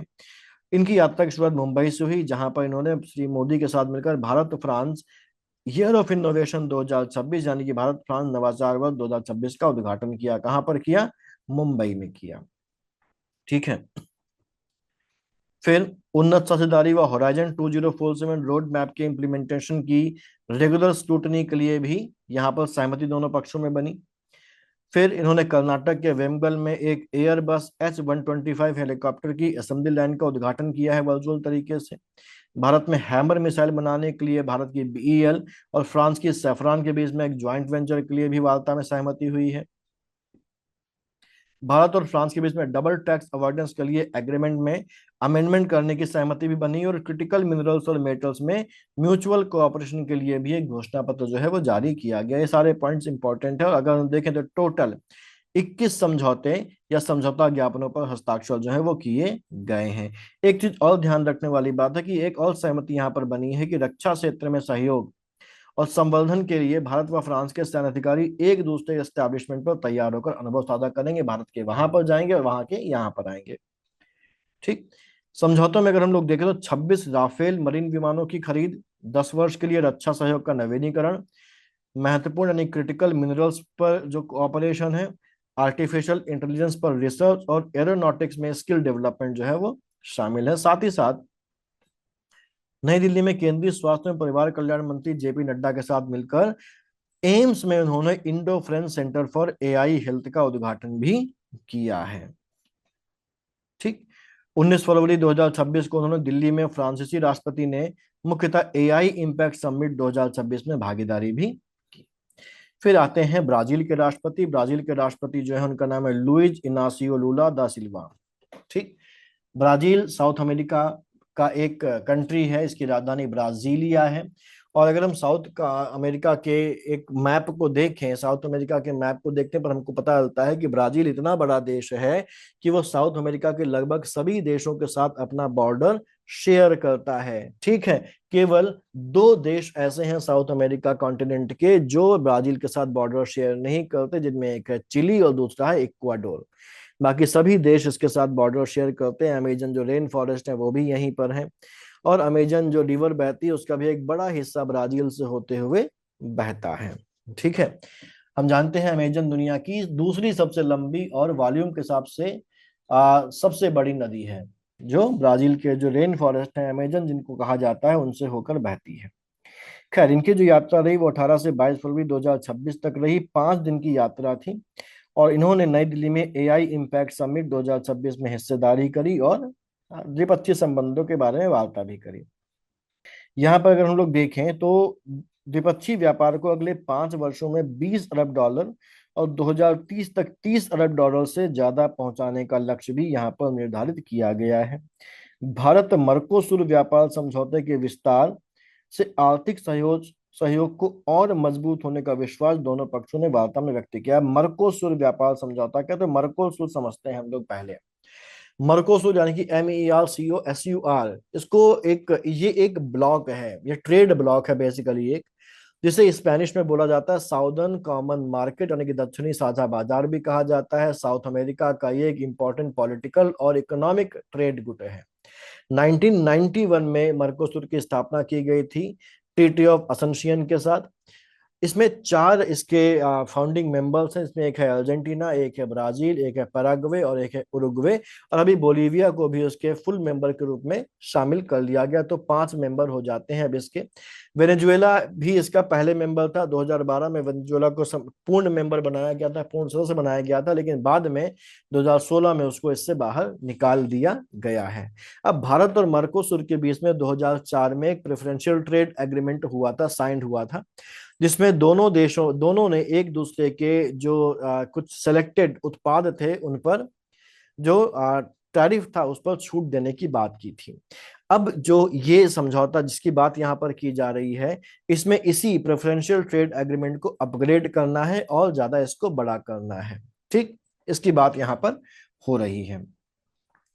फिर अगर हम लोग देखें तो यहाँ पर 10 समझौतों का आदान प्रदान यहाँ पर हुआ है। और स्कॉर्पियन श्रेणी की पनडुब्बियों व अन्य नौसैनिक पोतों के लिए ब्राजीली नौसेना, भारतीय नौसेना और मजगांव डॉक्यूमेंट के बीच में भी समझौता ज्ञापन पर हस्ताक्षर किया गया है। बस, देश की पहली आतंकवादी रोधी नीति जिसका नाम रखा गया है प्रहार। और केंद्रीय मंत्री अमित शाह ने आतंकवाद के विरुद्ध प्रभावी नियंत्रण के लिए देश की पहली आतंकवाद रोधी नीति यानी कि national counter terrorism policy and strategy, इसे प्रहार का नाम दिया गया है, इसको 23 फरवरी 2026 को जारी किया है। इसमें यह कहा गया है कि देश आतंकवाद को बिल्कुल बर्दाश्त नहीं करेगा और इसके लिए एक बहुस्तरीय स्ट्रैटेजी जो है वो तय की गई है, जो खुफिया जानकारी के आधार पर चरमपंथी हिंसा की रोकथाम और उसे निष्क्रिय करने पर केंद्रित है। ऑब्जेक्टिव क्या है? ऑब्जेक्टिव है आतंकियों, उनके फाइनेंशियल यानी कि जो वित्त पोषक हैं, उनके सपोर्टर्स को धन, हथियार और सुरक्षित ठिकानों तक पहुंच से वंचित करना है। इसमें साइबर क्राइम, ड्रोन अटैक्स, सीमा पार यानी क्रॉस बाउंड्री टेररिज्म और जटिल सुरक्षा खतरों से निपटने के लिए एक राष्ट्रीय ढांचे का उल्लेख भी किया गया है। ये 7 प्रमुख स्तंभों पर आधारित है। 7 स्तंभ कौन कौन से हैं? पहला है आतंकी हमलों की रोकथाम, खतरों के हिसाब से क्विक रिस्पॉन्स यानी कि त्वरित प्रतिक्रिया, आंतरिक क्षमताओं का एकीकरण, खतरों से निपटने के लिए मानवाधिकार एवं कानून के शासन पर आधारित प्रक्रियाएं, आतंकवाद और कट्टरवाद को बढ़ावा देने वाली स्थितियों को कमजोर करना, आतंकवाद का मुकाबला करने के लिए इंटरनेशनल जो प्रयास हैं उनको एक समन्वित आकार देना, और समग्र समाज के दृष्टिकोण, रिकवरी और लचीलापन। ठीक, ये यहाँ पर है। यहाँ पर ये कहा गया है, इसकी स्पेशलिटी ये बताई गई है कि इसमें उन उपायों पर जोर दिया गया जिसका उद्देश्य आतंकी हमलों को होने से रोकना है, और अगर आतंकी हमला होता है तो उसके बाद उसे नियंत्रित करने के उपायों पर भी जोर दिया गया है। ठीक है, नेक्स्ट है फ्रंटियर नागालैंड टेरिटोरियल अथॉरिटी का गठन यहाँ पर किया गया है। फ्रंटियर नागालैंड यानी कि पूर्वी नागालैंड के लिए अलग एडमिनिस्ट्रेटिव बॉडी के रूप में फ्रंटियर नागालैंड टेरिटोरियल अथॉरिटी के गठन के लिए नागालैंड सरकार और Eastern Nagaland People's Organisation ENPO के बीच में एक समझौता हुआ है। इस पर केंद्र सरकार ने 5 फरवरी को हस्ताक्षर किए हैं। ठीक, केंद्रीय गृह मंत्री अमित शाह, नागालैंड के मुख्यमंत्री नेफियू रियो की उपस्थिति में नई दिल्ली में हस्ताक्षर किए गए हैं। एक त्रिपक्षीय यानी कि ट्राइलैटरल एक एग्रीमेंट है जिसमें पूर्वी नागालैंड के 6 जिलों लुएन सांग, मोन, किपहिरे, लोंग, नोकलक और शमाटोर के लिए सीमांत नागालैंड प्रादेशिक प्राधिकरण यानी कि फ्रंटियर नागालैंड टेरिटोरियल अथॉरिटी का गठन किया जाएगा। ए यहाँ पर होगा, ए गायब है। ठीक, इन 6 पूर्वी जिलों की 8 मान्यता प्राप्त जातियों का प्रतिनिधित्व करने वाला एक सर्वोच्च निकाय है। कौन? ENPO। समझौते के तहत शिक्षा, स्वास्थ्य, कृषि व ग्रामीण विकास सहित 46 विभिन्न विषयों से संबंधित जो कार्यकारी और वित्तीय शक्तियां हैं वो FNTA को यानी कि सीमांत नागालैंड प्रादेशिक प्राधिकरण यानी कि फ्रंटियर नागालैंड टेरिटोरियल अथॉरिटी को ट्रांसफर कर दी जाएंगी। एक मिनी सचिवालय की तरह FNTA काम करेगा। इसके लिए एक स्पेशल डेवलपमेंट फंड का अलॉटमेंट भी किया जाएगा केंद्र के द्वारा। ठीक, जो FNTA होंगे उसमें कुल 49 सदस्य होंगे, जिनमें से 40 जो होंगे वो डायरेक्टली इलेक्टेड होंगे और 9 का मनोनयन राज्यपाल के द्वारा किया जाएगा। फिर Times B School ranking 2026, Indian Institute of Foreign Trade ने को टाइम्स बी स्कूल यानी कि टाइम्स बिजनेस स्कूल 2026 की रैंकिंग में पहला स्थान मिला है, जो मैनेजमेंट एजुकेशन में एक इंपॉर्टेंट इंस्टीट्यूशन के रूप में उसकी स्थिति को इंश्योर करता है, पुष्टि करता है उसकी। यहां पर अगर हम लोग देखें तो ये एक डीम टू बी यूनिवर्सिटी है, टॉप प्राइवेट यूनिवर्सिटी के रूप में SRM फैकल्टी ऑफ मैनेजमेंट को टॉप 40 प्राइवेट यूनिवर्सिटीज में फर्स्ट रैंक मिली है। टॉप इमर्जिंग बी स्कूल की कैटेगरी में SRM यूनिवर्सिटी, AP पारी स्कूल ऑफ बिजनेस को नंबर 1 मिला है, आंध्र प्रदेश का है ये। टॉप साउथ बी स्कूल में SRM फैकल्टी ऑफ मैनेजमेंट को नंबर 2 रैंकिंग मिली, जबकि अलायंस यूनिवर्सिटी ने भी साउथ इंडिया रैंकिंग में एक अच्छी जगह बनाई है। Top north B school APJ School of Management की ASM को नॉर्थ इंडिया में तीसरी रैंक मिली है। तो ये नाम ध्यान रखने, इसमें IIFT का नाम सबसे ज्यादा इंपॉर्टेंट है। नेक्स्ट है ब्रह्मपुत्र रिवर से रिलेटेड, यहाँ पर ये होगा हमारा NW2, NS2 नहीं होगा, NW2 यानी कि नेशनल वाटरवे नंबर 2 होगा ये। और यहाँ पर बनेंगे भारत के पहले नदी तटीय लाइट हाउस, ठीक, ब्रह्मपुत्र पर बनेंगे। और ये जो बात है ये कही है पत्तनपोत परिवहन एवं जलमार्ग के मंत्री सर्बानंद सोनोवाल ने कि 4 मार्च 2026 को लचित घाट गुवाहाटी हाटी में ब्रह्मपुत्र नदी, जो कि नेशनल वाटरवे 2 है, उसके किनारे 4 नदी तटीय लाइट हाउस की आधारशिला इन्होंने रखी है। ठीक, ये एक अंतर्देशीय जलमार्ग पर भारत के पहले नदी तटीय लाइट हाउस प्रकाश स्तंभ है, जो देश के सबसे महत्वपूर्ण कार्गो और यात्री गलियारों में से एक पर नौवहन सुरक्षा और 24/7 संचालन क्षमता में एक बड़ी उन्नति का प्रतीक है। ठीक, परियोजना की जो लागत है वो 84 करोड़ रुपए है। और ये जो 4 लगेंगे लाइट हाउस, ये कहाँ कहाँ लगेंगे? एक लगेगा बोगीबिल डिब्रूगढ़ जिले में, जो उसका साउदर्न कोस्ट है। पांडुरूप कामरूप जिला दक्षिणी तट, सिलघाट नगांव जिला दक्षिणी तट, विश्वनाथ घाट विश्वनाथ जिले में उत्तरी तट पर केवल एक है, बाकी 3 दक्षिणी तट पर है। ऊंचाई इनकी 20 मीटर होगी और ये 8-10 समुद्री मील दूर तक इनकी जो लाइट है वो दिखाई पड़ेगी। यहाँ पर टर्म आया है नेशनल वाटर वेज। ठीक, तो हमारे देश में एक अधिनियम है जो 2016 में आया था, जिसका नाम था राष्ट्रीय जलमार्ग अधिनियम, यानी कि नेशनल वाटरवेज एक्ट 2016।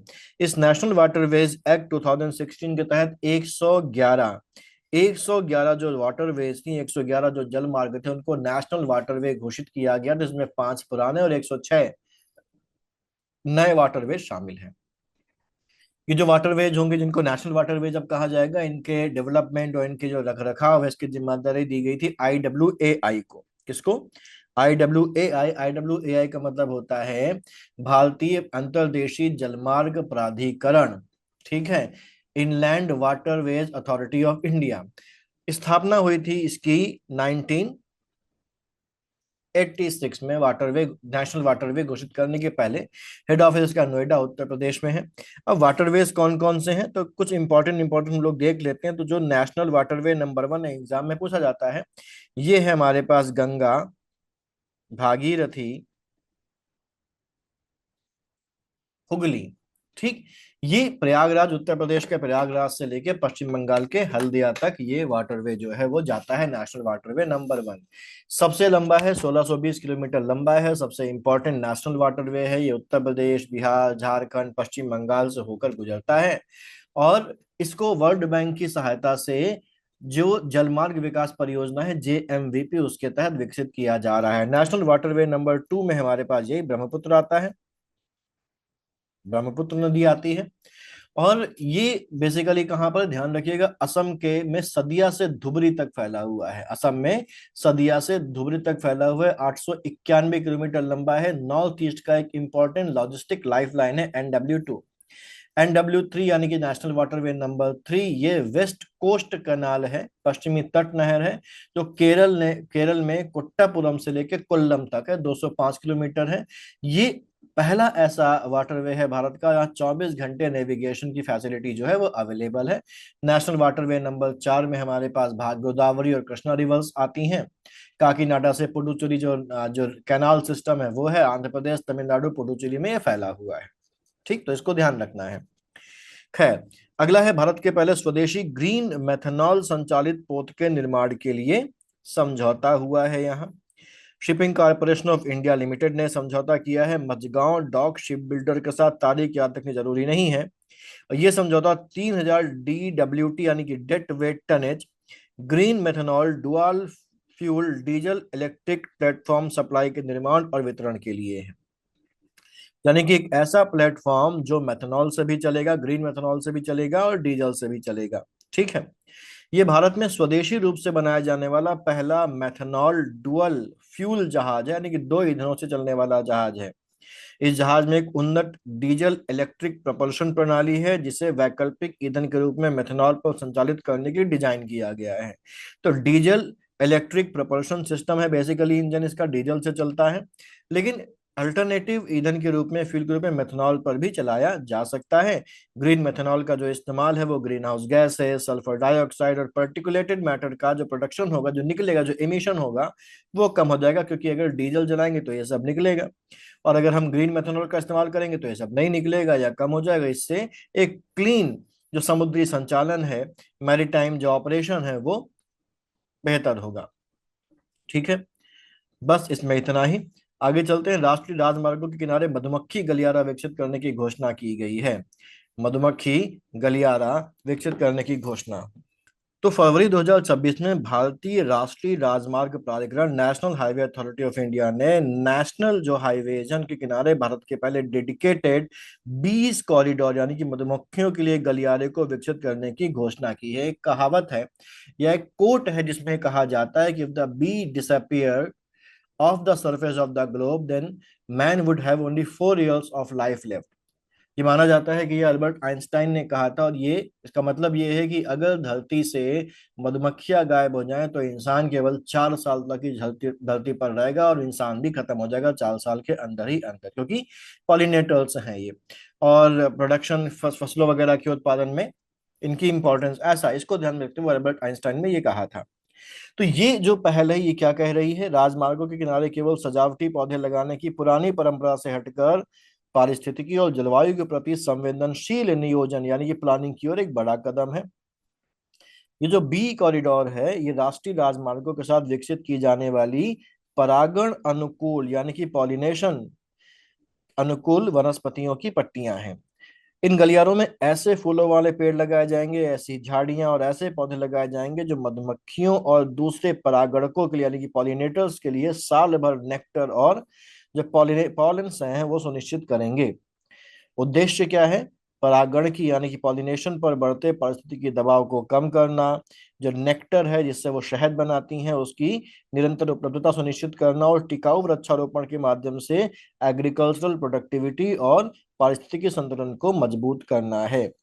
2026-27 के दौरान जो नेशनल हाईवे अथॉरिटी है वो 40 लाख पेड़ लगाने की योजना बना रही है, जिसमें लगभग 60% जो पेड़ होंगे वो इस बी कॉरिडोर के अंतर्गत लगाए जाएंगे। इनमें बायोडाइवर्सिटी बढ़ाने के लिए नीम, करंज, महुआ, पलाश, जामुन और सीरीज जैसी प्रजातियां मधुमक्खी गलियारे में लगाई जाएंगी। चयन इस प्रकार किया जाएगा कि अलग अलग मौसमों में फूल खिले, कि एक मौसम में किसी एक कैटेगरी के पेड़ों में फूल आ रहे हैं तो अगले में यानी कि मधुमक्खियों के लिए हमेशा फूल और जो नेक्टर है और जो परागकण है उनकी अवेलेबिलिटी रहे, जिससे मधुमक्खियों को वर्ष भर जो है भोजन वो मिलता रहे। ठीक, मधुमक्खियों की औसत चारा खोजने की दूरी को ध्यान में रखते हुए फूलों के क्लस्टर 500 मीटर से 1 किलोमीटर के अंतराल पर लगाए जाएंगे और इस तरीके के 3 कॉरिडोर जो हैं 2026-27 में स्थापित किए जाएंगे। ठीक है, विकास क्या किया जाएगा, कैसे? स्थानीय कृषि जलवायु परिस्थितियों के आधार पर किया जाएगा। अगला है भारत का पहला LEED यानी कि lead platinum pre certification Reliance Meta city को दिया गया है। हरियाणा में रिलायंस मेटा सिटी को रिलायंस मेट सिटी द्वारा एकीकृत विकास परियोजना मेट्रोपोलिस ने lead for cities plan and design rating प्रणाली के तहत भारत का पहला लीड प्लैटिनम प्री सर्टिफिकेशन प्राप्त कर लिया है। इसकी पुष्टि किसने करी है? ग्रीन बिजनेस सर्टिफिकेशन इनकॉर्पोरेशन और यूएस ग्रीन बिल्डिंग काउंसिल के द्वारा इसकी पुष्टि करी गई है। लीड क्या है? जो लीड प्लैटिनम है ये ऊर्जा, पानी, मोबिलिटी यानी कि गतिशीलता और लिवेबिलिटी यानी कि रहने की योग्यता में स्थिरता के लिए मान्यता का सबसे प्रतिष्ठित स्तर है। इसमें जो इवैल्यूएशन किया जाता है वो कार्बन उत्सर्जन में कमी, वाटर एफिशिएंसी यानी कि जल दक्षता और क्लाइमेट रिजिलियंस यानी कि जलवायु लचीलेपन में जो ग्लोबल जो सबसे अच्छी जो प्रथाएं हैं उनके आधार पर इवैल्यूएट किया जाता है कि ये उन पर खरा उतर रहा है कि नहीं उतर रहा है। ठीक है, बाकी हमको इससे मतलब नहीं है। उड़ीसा में भारत की पहली फ्लैट रोल्ड प्रोडक्ट एल्यूमिनियम इकाई का उद्घाटन कहां पर किया गया है?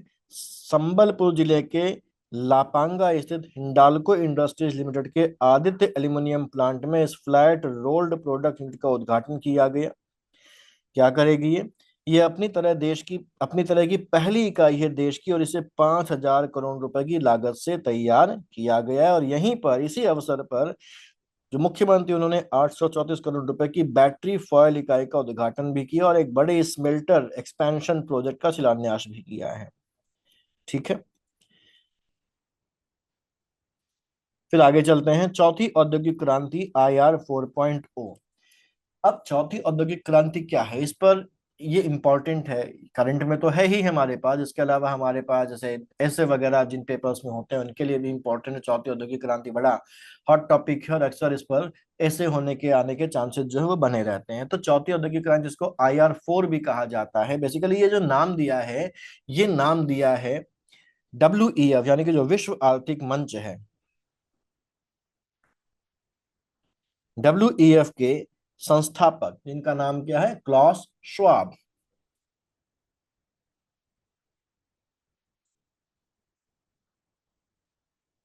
क्लॉस श्वाब ने ये चौथी औद्योगिक क्रांति नाम का जो शब्द है वो दिया और उसको पॉपुलराइज करवाया था। अब यहाँ पर अगर हम IR 4.0 की बात करें यानी कि फोर्थ इंडस्ट्रियल रिवॉल्यूशन की बात करें तो ये किससे रिलेटेड है? इसकी कोर टेक्नोलॉजीज क्या हैं? किन चीज की इंप्रूवमेंट को, किन चीज के डेवलपमेंट को, किन चीज की बढ़त को हम IR 4.0 से एट्रीब्यूट करेंगे? तो पहली चीज तो है आर्टिफिशियल इंटेलिजेंस और मशीन लर्निंग।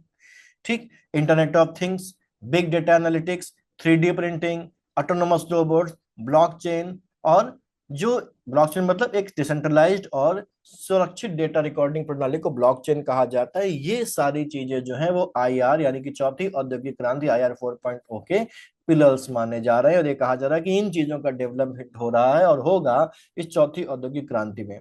तो ये चौथी औद्योगिक क्रांति है। तो उसके पहले कौन कौन सी औद्योगिक क्रांति हुई है? तो पहली औद्योगिक क्रांति जो है इसको IR 1.0 बोला जाता है, ये 18वीं शताब्दी में हुई थी जब भाप का इंजन आया था, स्टीम इंजन आया था और वाटर पावर के द्वारा मैकेनाइजेशन जो था वो हुआ था।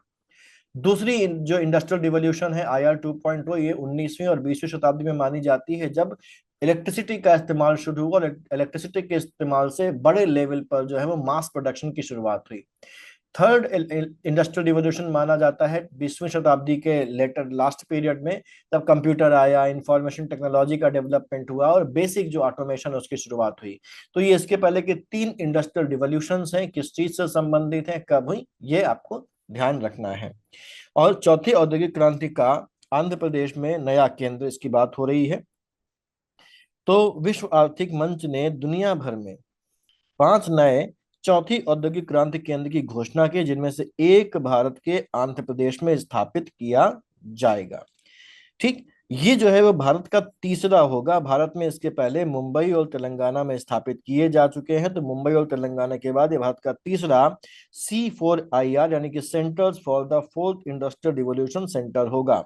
ये जो सेंटर है ये artificial intelligence, robotics, internet of things और क्वांटम कंप्यूटिंग जैसी जो इमर्जिंग टेक्नोलॉजीज हैं, उभरती प्रौद्योगिकियां हैं, उन पर ध्यान केंद्रित करेगा। भारत को ग्लोबल मैन्युफैक्चरिंग और डिजिटल गवर्नेंस के हब के रूप में स्टैब्लिश करने में मदद करेगा। ठीक, चौथी औद्योगिक क्रांति क्या है? मैंने भी बताया आपको, इस शब्द का पहली बार प्रयोग 2016 में क्लॉस श्वाब ने किया था, जो WEF के संस्थापक माने जाते हैं। डिजिटल, भौतिक और जैविक प्रणालियों के बीच की सीमाओं को धुंधला करने वाली प्रौद्योगिकियों के एकीकरण को दर्शाता है। ठीक है, ये केवल मशीनीकरण के बजाय डेटा संचालित बुद्धिमत्ता प्रणालियों पर आधारित है। फिर है संसद ने औद्योगिक संबंध संहिता संशोधन विधेयक 2026 पारित किया। कब किया? 12 फरवरी 2026 को संसद ने औद्योगिक संबंध संहिता संशोधन विधेयक 2026 पारित किया। राष्ट्रपति की स्वीकृति के पश्चात यह कानून भी बन चुका है।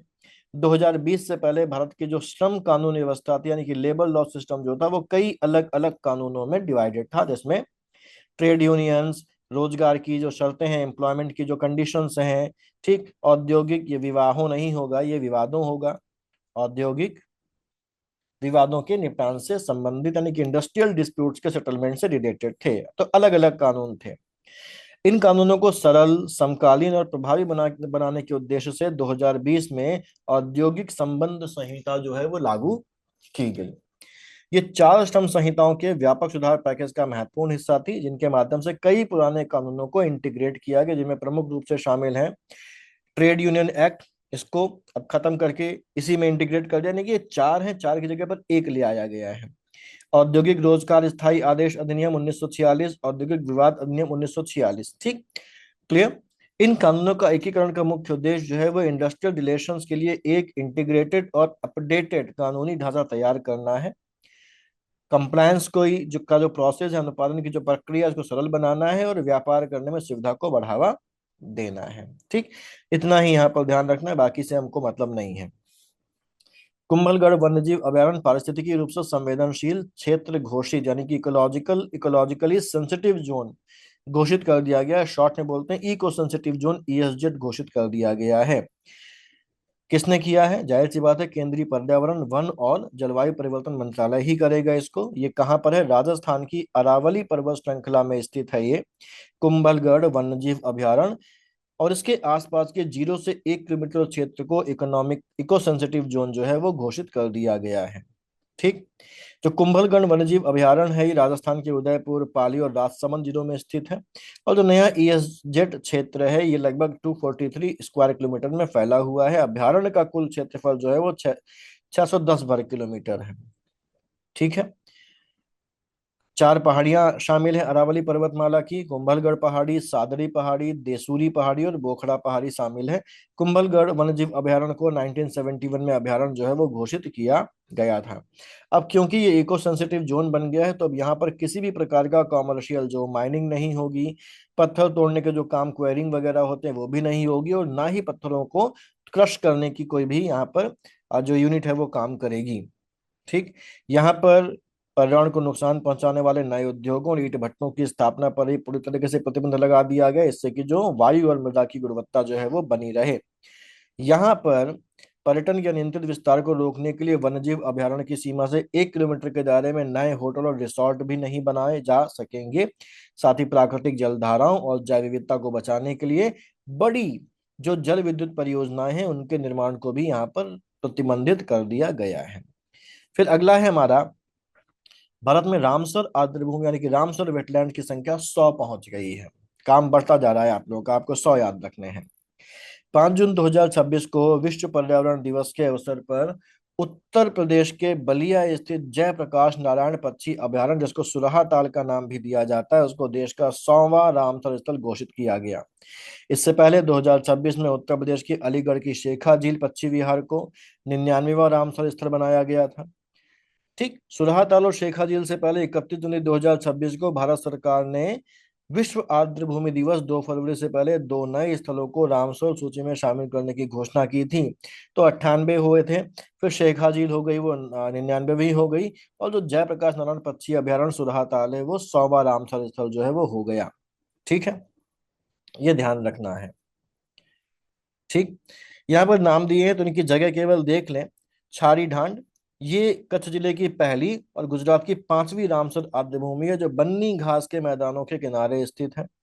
ढांड का स्थानीय और आर्द्रभूमि ही होता है। पटना पक्षी अभयारण्य उत्तर प्रदेश के एटा जिले की, नाम से पटना से बिहार नहीं जाना है, ये उत्तर प्रदेश के एटा जिले की जलेसर तहसील में स्थित है। ये उत्तर प्रदेश का सबसे छोटा पक्षी अभयारण्य है, और इसे बर्ड लाइफ इंटरनेशनल द्वारा पहले ही इंपॉर्टेंट बर्ड एरिया यानी कि महत्वपूर्ण पक्षी क्षेत्र घोषित किया जा चुका है। ठीक है।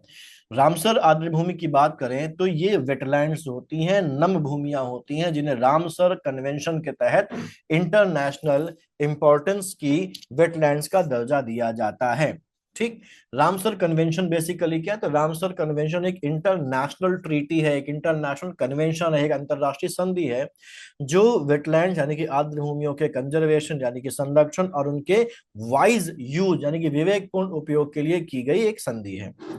2 फरवरी 1971 को यानी कि 2 फरवरी 1971 को ईरान में जो कैस्पियन सी है, उसी कैस्पियन सी से सटा हुआ एक शहर है ईरान का जिसका नाम है रामसर, वहां पर इस संधि पर हस्ताक्षर किए गए थे। और क्योंकि रामसर नाम के शहर में इस पर हस्ताक्षर किए गए थे, इसीलिए उस शहर के नाम पर इसको रामसर कन्वेंशन कहा जाता है।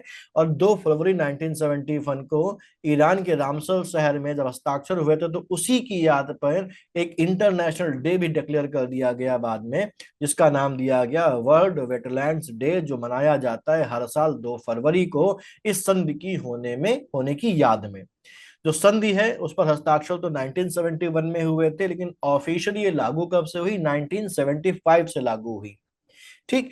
भारत जो है इसमें कब शामिल हुआ, भारत इसमें शामिल हुआ 7 साल के बाद, 1982 में भारत ने इस रामसर कन्वेंशन पर साइन किया, यानी कि ये शुरुआत से भारत इसमें शामिल नहीं था, 1982 में शामिल हुआ, लागू होने के 7 सालों के बाद। ठीक। और ओरिजिनली इसमें साइन होने के 11 सालों के बाद। ठीक है। आर्द्र भूमि बेसिकली या वेटलैंड बेसिकली क्या होता है, तो नम भूमि मैंने बताया, तो ये बेसिकली वो एरियाज या वो जगहें होती हैं जो परमानेंटली या मौसमी सीजनली जो है पानी में डूबे रहते हैं, जैसे झील हो गई, दलदल हो गया, नदियां हो गई, मैंग्रोव्स हो गए, या बाढ़ वाले मैदान जहां पर बाढ़ आ जाती है सीजनली, इनको बोला जाता है किडनीज ऑफ अर्थ, है ना। जैसे अमेजन रेन फॉरेस्ट को दुनिया का फेफड़ा बोला जाता है, वैसे ही जो जो ये वेटलैंड्स हैं इनको किडनीज ऑफ अर्थ बोला जाता है, प्रकृति का गुरुदा कहा जाता है, क्योंकि ये पानी को प्राकृतिक रूप से फिल्टर करके उससे ग्राउंड वाटर को क्या करती हैं, रिचार्ज करती हैं। ये क्लाइमेट कंट्रोल में भी हेल्प करती हैं, ये बड़ी मात्रा में कार्बन को अवशोषित करती हैं, कार्बन को सिंक करती हैं, और ग्लोबल वार्मिंग को रोकने में भी मदद करती हैं। इसके अलावा बाढ़ के पानी को रोककर ये नेचुरल बैरियर का काम भी करती हैं। ठीक है। तो ये हमको इनके बारे में ध्यान रखना है। नेक्स्ट है गुजरात का टाइगर स्टेट पुनः बहाल। टाइगर स्टेट का मतलब क्या होता है, वो स्टेट जहां पर टाइगर की मौजूदगी सुनिश्चित होती है उसको हम टाइगर स्टेट कहते हैं। तो वन्य जीव संरक्षण के क्षेत्र में एक ऐतिहासिक उपलब्धि के रूप में गुजरात को 33 वर्षों के अंतराल के बाद आधिकारिक रूप से पुनः टाइगर स्टेट यानी कि बाघधारी राज्य के रूप में 26 दिसंबर 2025 को बहाल कर दिया गया कि भाई यहाँ पर टाइगर हैं। किसने किया ये निर्णय लिया, राष्ट्रीय बाघ संरक्षण प्राधिकरण एनटीसीए द्वारा किया गया, जिसने राज्य के रतन महल अभयारण्य में बाघ की निरंतर उपस्थिति के ठोस प्रमाणों के आधार पर गुजरात को ऑल इंडिया टाइगर एस्टिमेशन 2026 में शामिल करने की पुष्टि करी। तो गुजरात में भी कहा, रतन महल अभयारण्य में बाघ की उपस्थिति बताई गई है। ठीक। गुजरात में इसके पहले अगर देखें तो आखिरी बार 1989 में राष्ट्रीय बाघ गणना में शामिल हुआ था, जब बाघ के पग मार्क्स वहां पर जो है वो दर्ज किए गए थे, लेकिन उसके बाद वहां पर बाघ का कोई एविडेंस नहीं मिला, और ये मान लिया गया कि गुजरात में बाघ नहीं है। लेकिन अब बाघ की उपस्थिति वहां पर जो है प्रमाणित हो गई है। ठीक। 1992 की बाघ गणना में फोटोग्राफिक या ठोस प्रमाणों के अभाव में गुजरात को सूची से बाहर कर दिया गया था। फिर ये जो रतन महल अभयारण्य है बेसिकली क्या है, दाहोद जिला जो गुजरात और मध्य प्रदेश की सीमा में है, वहां रतन महल स्लॉथ बियर अभयारण्य में 4 वर्षीय बाघ की पुष्टि से आया, जिसको जो बेसिकली मध्य प्रदेश से प्रवेश करके यहाँ पर है और 10 महीने से यहीं पर रह रहा है। ठीक है। तो इतना हमको यहाँ पर ध्यान रखना है। फिर एक चीज यहाँ पर और है कि दुनिया के सबसे बड़े वन्य जीव सर्वेक्षणों में से एक ऑल इंडिया टाइगर एस्टिमेशन 2026 की शुरुआत इंदौर से हुई है, और एनटीसीए के निर्णय के बाद 1989 के बाद पहली बार गुजरात इस व्यापक गणना का हिस्सा बनेगा। संथाली भाषा में भारतीय संविधान का विमोचन किया गया।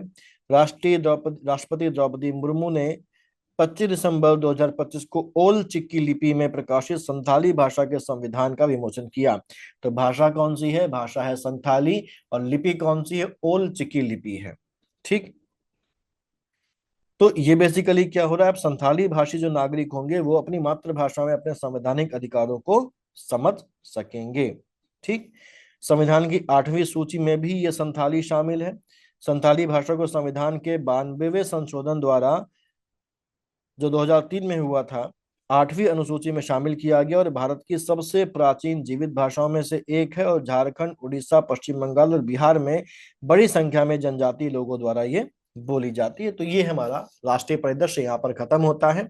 इंटरनेशनल घटनाओं की अर्धवार्षिकी को हम लोग अगली क्लास से अगले वीडियो में कवर करेंगे। इतना रखते हैं, मिलते हैं अगले वीडियो। तो पढ़ते रहिए, आगे बढ़ते रहिए। All the best.